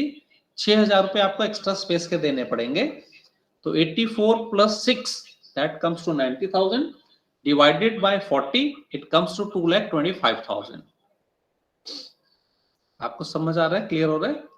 6,000 रुपए और आपको पे करने पड़ेंगे स्पेस के, 84 प्लस 6 90, और जो फॉर्मूला है हमारा 40% कंट्रीब्यूशन मार्जिन आ रहा है, तो 2,25,000 की सेल्स हो जाएगी। अब प्रॉफिट चेक करें, जब 2,45,000 की आप सेल्स करेंगे तो आपको 14,000 का ऑपरेटिंग इनकम अवेलेबल था, और 3,500 पे भी 14,000 का था। तो नट शेल में रिजल्ट ये है कि we should not go for additional space, हम नहीं जाएं। 4,000 पेज पे जाते हैं तो स्थिति आपकी चेंज हो जाती है, यहाँ पे आपको 22,000 यूनिट्स पे प्रॉफिट मिल रहा है, ऑपरेटिंग इनकम आपकी इंक्रीज हो जाती है। Now one more objective that we can fulfil by using और doing this analysis, that is CVP analysis to plan fixed and variable cost. Let's assume that factory pant shop is using to obtain merchandise offer the followings. आप ये आपको offer होता है, decrease the price they charge from 32 to 25 and charge an annual administrative fees of 30,000. अब ये fix cost और variable cost में आपके चेंज हो गया है। जहां से आप रॉ मटेरियल लेते हैं वो 32 की जगह आपको 25 में तो दे रहे हैं, बट कह रहे हैं कि हमें वर्किंग कैपिटल में एडमिनिस्ट्रेटिव फीस 30,000 पे कर दो। व्हाट दिस इज हैपनिंग, इससे आपका कंट्रीब्यूशन में चेंज आ जाएगा बट आपकी फिक्स कॉस्ट बढ़ जाएगी। तो हम दोनों इशू को हैंडल कर सकते हैं। What is your new contribution margin, let's see. 70 rupees, अब 25 रुपीज में आपको मिल रहा है, 10 रुपीज आपके एडमिनिस्ट्रेटिव हैं। पहले 42 था, अभी आपका 35 हो गया है, क्योंकि जो मार्जिन है वो इंक्रीज हो गया 28 से 35। तो हमारे लिए बेनिफिशियल पोजीशन है। बट यहां तो ठीक है, कंट्रीब्यूशन से 50% हो गया। जो पहले हमारा मार्जिन था ऑपरेटिंग इनकम का, that was 40%, now it is 50%, so in a better position. But decision should not be taken without half information. The remaining information is that you should have included or consider fixed cost as well. So what are the new fixed cost? Fixed cost has increased. Earlier it was 84 and now it is 30,000. So now it is changed. Fixed cost, because 30,000 administrative charge they were charging when they were reducing the price of the product. Now there is another actual problems which comes that we face, the entrepreneur faces, that is management questions what sales volume would yield an identical operating income regardless of the arrangements. Means हम कुछ change नहीं करते हैं। ठीक है sir, बता देते हैं आपको। 28 पुराना मार्जिन है और ये आपकी 84,000 का फिक्स कॉस्ट थी, और 35x अब आपका मार्जिन है। 35 जो आपका कंट्रीब्यूशन है मार्जिन माइनस 1,40,000 अब आपकी नई कॉस्ट है। तो इसका इम्पैक्ट क्या होगा आपका, 30,000 डिवाइड बाय 7, 4286 पेयर्स आप बेच दीजिए, आप बिल्कुल सेम रहेंगे जो पुरानी वाली सिचुएशन पे थे। इससे आपकी फिक्स कॉस्ट और वेरिएबल कॉस्ट में जो चेंजेस हैं वो रिफ्लेक्ट हो जाएंगे अगर आप 4,286 पेयर्स को सेल आउट करते हैं। Right, that we can check from here. Now there is one concept, operating leverage. Let's not we'll come back to it after looking at some important piece of information. We have seen that we have to do a lot of calculation, but nowadays in this new era we need not to do all these things manually. For an entrepreneur, if he is doing all these tedious calculations, he will be having a lot of time wastage, and where he will put his energy. For that, I have looked into, and I will share with Ankur sir, and he can share with you. There are certain websites that give you templates, already ready-made templates. You will see how good they are. This is one of the link that I have arranged for you. Just see, just go down, and here it is giving you some templates. Here it is Excel template, here it is Google Sheet template. Let's see magic with this. I am downloading this Excel file. This is downloaded here. You can see the entire, Yes, sir. the entire sheet is calculated here. This is the template which can be used by you. You just write the name of your company. This is our ready-made. Here I am writing Ankur Corporation, Meerut, and you can change your time period here. That is I am not changing. Selling price is given.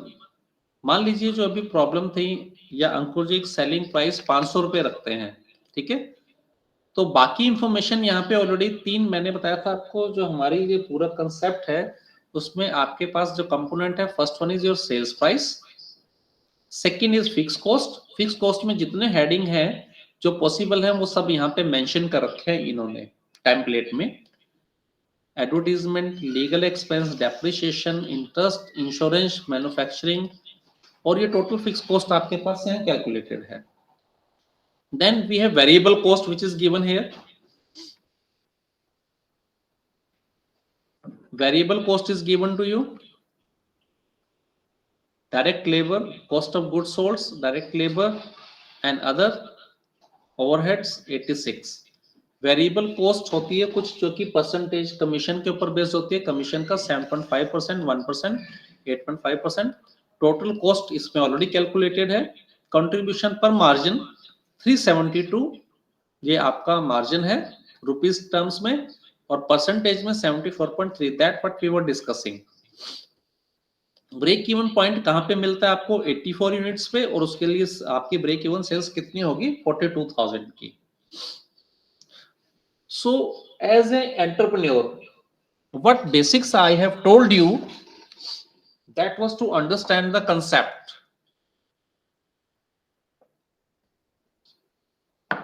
But if you want to make changes and initially want to see what is going to happen if this is the cost, fixed cost, because everything is imbibed there. If you reduce, there was one problem where we are reducing the price. Let's reduce the price to 450. Just enter new units, that is 96 units. So that we come to know. अब इसको same रहने देते हैं, हम यहाँ पे variable cost में change कर देते हैं। वेरिएबल कॉस्ट में हम चेंज कर देते हैं, यहाँ पे इसको बढ़ा देते हैं, एक बार 70 रुपीज कर देते हैं। See here the break even sales and the break even units, it has changed. आप इसमें चेंज करिए, 15 रुपीज कर देते हैं। It is changing, now it is 104 units. What I mean to say, the new entrepreneur need not to do, just you should be aware what are the resources available, and this is a very good resource which is available to understand this concept. You can do lot of all permutation combinations that I have told you till now. If your fixed cost is changing, let's make a change. In that you have taken loan, and in that case you have to pay expenses by the way of interest. What to Kotiwal madam was telling, मान लीजिए यहाँ पे interest expenses है आपके 5,000, ये extra पे करने पड़ेंगे अगर आप लोन लेके काम करते हैं। See the number of units has changed now 104 to 120, तो आपको 120 यूनिट सब बेचनी पड़ेंगी अगर आप 54,000 रुपीज की सेल्स करनी पड़ेगी आपको, जहां पे आपको प्रॉफिट और लॉस नहीं होगा, to come at a break even sales. So very simple. Variable cost यहाँ पे हमने परसेंटेज में अगर आप चेंज करेंगे फिर भी चेंज हो जाएगा। फिक्स कॉस्ट हमने चेक किया, हमने इसको चेंज किया, फिर ये चेंज हो जाता है। तो ये सिंपल अंकुर कॉर्पोरेशन, अंकुर जी के लिए बहुत इजी है फाइंड आउट करना। मैं सेल्स बढ़ाऊं, जैसे एडवर्टीजमेंट की बात थी, पर यूनिट अगर आप एडवर्टीजमेंट कॉस्ट बढ़ा देते हैं पर यूनिट, तो यहाँ पे आप कमीशन के साथ अदर स्पेसिफाई कर सकते हैं कितने परसेंट हो रही है। मान लीजिए आपकी एक की जगह 3% हो रही है, it is changing, it has changed to, now it is coming to 124 units, and sales has also changed. So that this ready-made sheet is very good for you to understand the break even point concepts. You can do all changes, all available changes. What are the possible? There were only 3 concepts. One was sales, you can reduce or you can increase the sales price. Let's reduce it 350 per units. The moment you have reduced the sales price, the break even point has increased. Now you need to sell more units. अगर sales price को और कम कर देते हैं, now you need to sell more units, 100 and 319. अब आपको sales volume बढ़ाना पड़ेगा। अगर आप इसके प्राइस को बढ़ा देंगे तो आपको कम यूनिट्स बेचनी पड़ेंगी, और 55,000 की सेल्स लीजिए, क्योंकि ये आपकी इस लेवल पे फिक्स कॉस्ट और वेरिएबल कॉस्ट या टोटल कॉस्ट इक्वल हो जाएगी 55,800। So it has a connection they all are interlinked concept. Your sales price, your fixed cost and variable cost. Although fixed cost remains same up to a certain extent, but after that you need to change your fixed cost also get changes. So this is the entire concept of break even point. And there are some advanced concept I think that may not be that useful for you. So I would like to conclude here. If you have any query here, you can ask, and further these links I will be sharing with Ankurji so that these can be shared to you as well. Or if you wish, I can put this link into your chat box. You can take it from there as well. Audience, I welcome you all to have certain queries with the sir, because sir is very, very, very intellectual person as far as this particular data analytics, financial data analytics is concerned. I have closely worked with the sir as well and learned so many things in my life. Madhuri ma'am, please. I think this is Sir, I because it just is. wanted to ask one Yeah, question. yeah. I just wanted to know, for a layman entrepreneur, how can you suggest ki, without any this calculation or without any this these numbers, if he don't want to play, how can he ascertain the break even point? Yeah, this is what I have shared this template with you. These are already Okay. well constructed templates. Just open it and everything is here. You need not to understand. Here is the template, right? If you wish to download from Excel or Google Sheet, if I do this time, I am making a Google Sheet. It is saying make a copy. Okay, sir. We have received the link in the chat Yeah, box. yeah, I have sent. I have sent. So this is given already pre-built. This link is there. These are available on the websites, and just simply put here, at least this much knowledge is required to him, that what is will be the selling price, what will be the fixed cost, and you need to just make some changes here. I Okay, have sir. made it 0. Now there is nothing because fixed cost where you are showing formula is not working. So control Z, it is showing some results. I am making change sales price. If I am reducing, simply we need to sell more units. Common sense says. Let's see here. The break even sales has now increased to 322, where earlier it was 240. In 240 price, 234 units. If you are increasing the price to 400, definitely we need to sell less number of units. See, so this is ultimately we want to know the core of break even point is how many units we have to sold. And this is very important point, 112 units. And what should be our sales volume at that point? We are concerned with these value. You make changes into your variable cost from 50 to 60. See, here it is changing. So this is very, very important resource for our entry level entrepreneur, that can be used by them and that will be helpful to them. Yes, but basic things which are required to him, he should have a knowledge of what will be the sales value. He should be aware what will be the variable cost, how to calculate that, and what is the fixed cost that I have to incur. If he has all these knowledge, then he can make up and down permutation and combinations in this given sheet template that I have given, and he can have very well, he can immediately reach into the conclusion how many number of units he need to sell, right? Thank you so much, sir. It was a very informative session. And one question is from Namaste Veji, that if I want to calculate price and MRP for my product, so will this link also help me there? Yes, definitely it will. You need to understand what you mean to say between price and MRP, right? Normally, these terms are not changed interchangeably. If you're talking of price, yeah, that is your sales price per unit that we are talking of, right? Link is shared. I think I am not. It is not shared. Let me share the link. Then I will demonstrate you. Madhuri ma'am, please continue. Here you can see. If you are aware, this is your MRP. This you want to keep. Okay. What price you want to keep? For example, 600. You need to sell less number of units. अगर आप बेच सकते हैं, आपका product कैसा है, किस industry से आप बिलोंग करते हैं. यदि मान लीजिए आपका प्रोडक्ट इस समय 600 में आप नहीं सेल कर पा रहे हैं, मार्केट में ऑलरेडी कंपटीशन है, आप प्राइस को कम कर लीजिए। जैसे ही आप, अब आपको पता चलेगा कि कितनी यूनिट्स चेंज करनी है, तो सिंपली आप प्राइस को 450 कर लीजिए। जैसे प्राइस रिड्यूस करेंगे, you need to sell more number of units.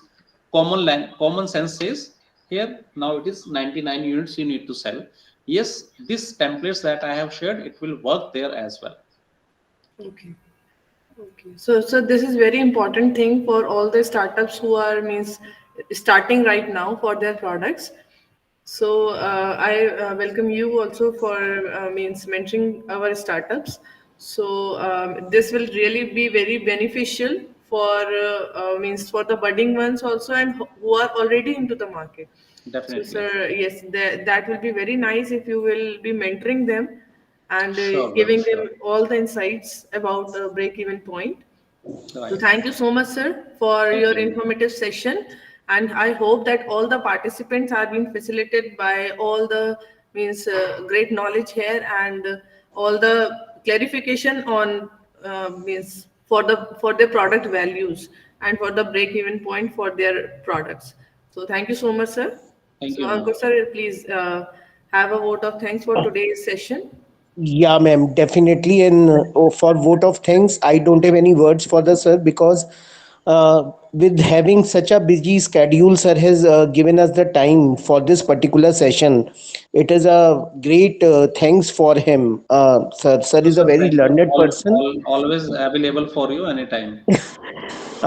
Very learned person, very intellectual person, and moreover, he's a very research based person. And he's a kind of the person that, after having so many administrative responsibility, he's never shed off with the academics, always aligned with the academics. And I really learned a lot under his edges.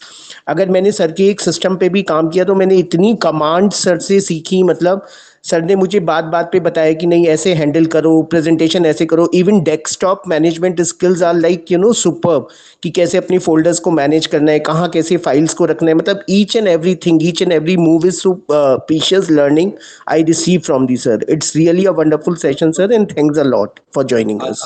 A good teacher is only there when there is a good student. Thank you So sir, thanks a thank you lot. for being my student. Thank you. Thank you everyone for your patience listening.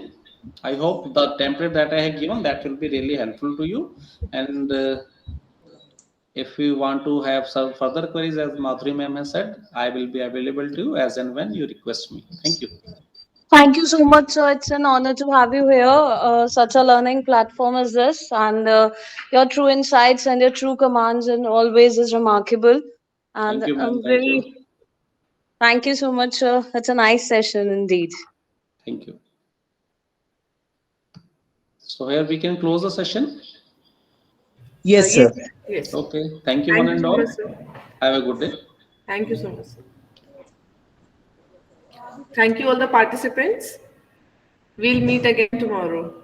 Thank you so much, everyone.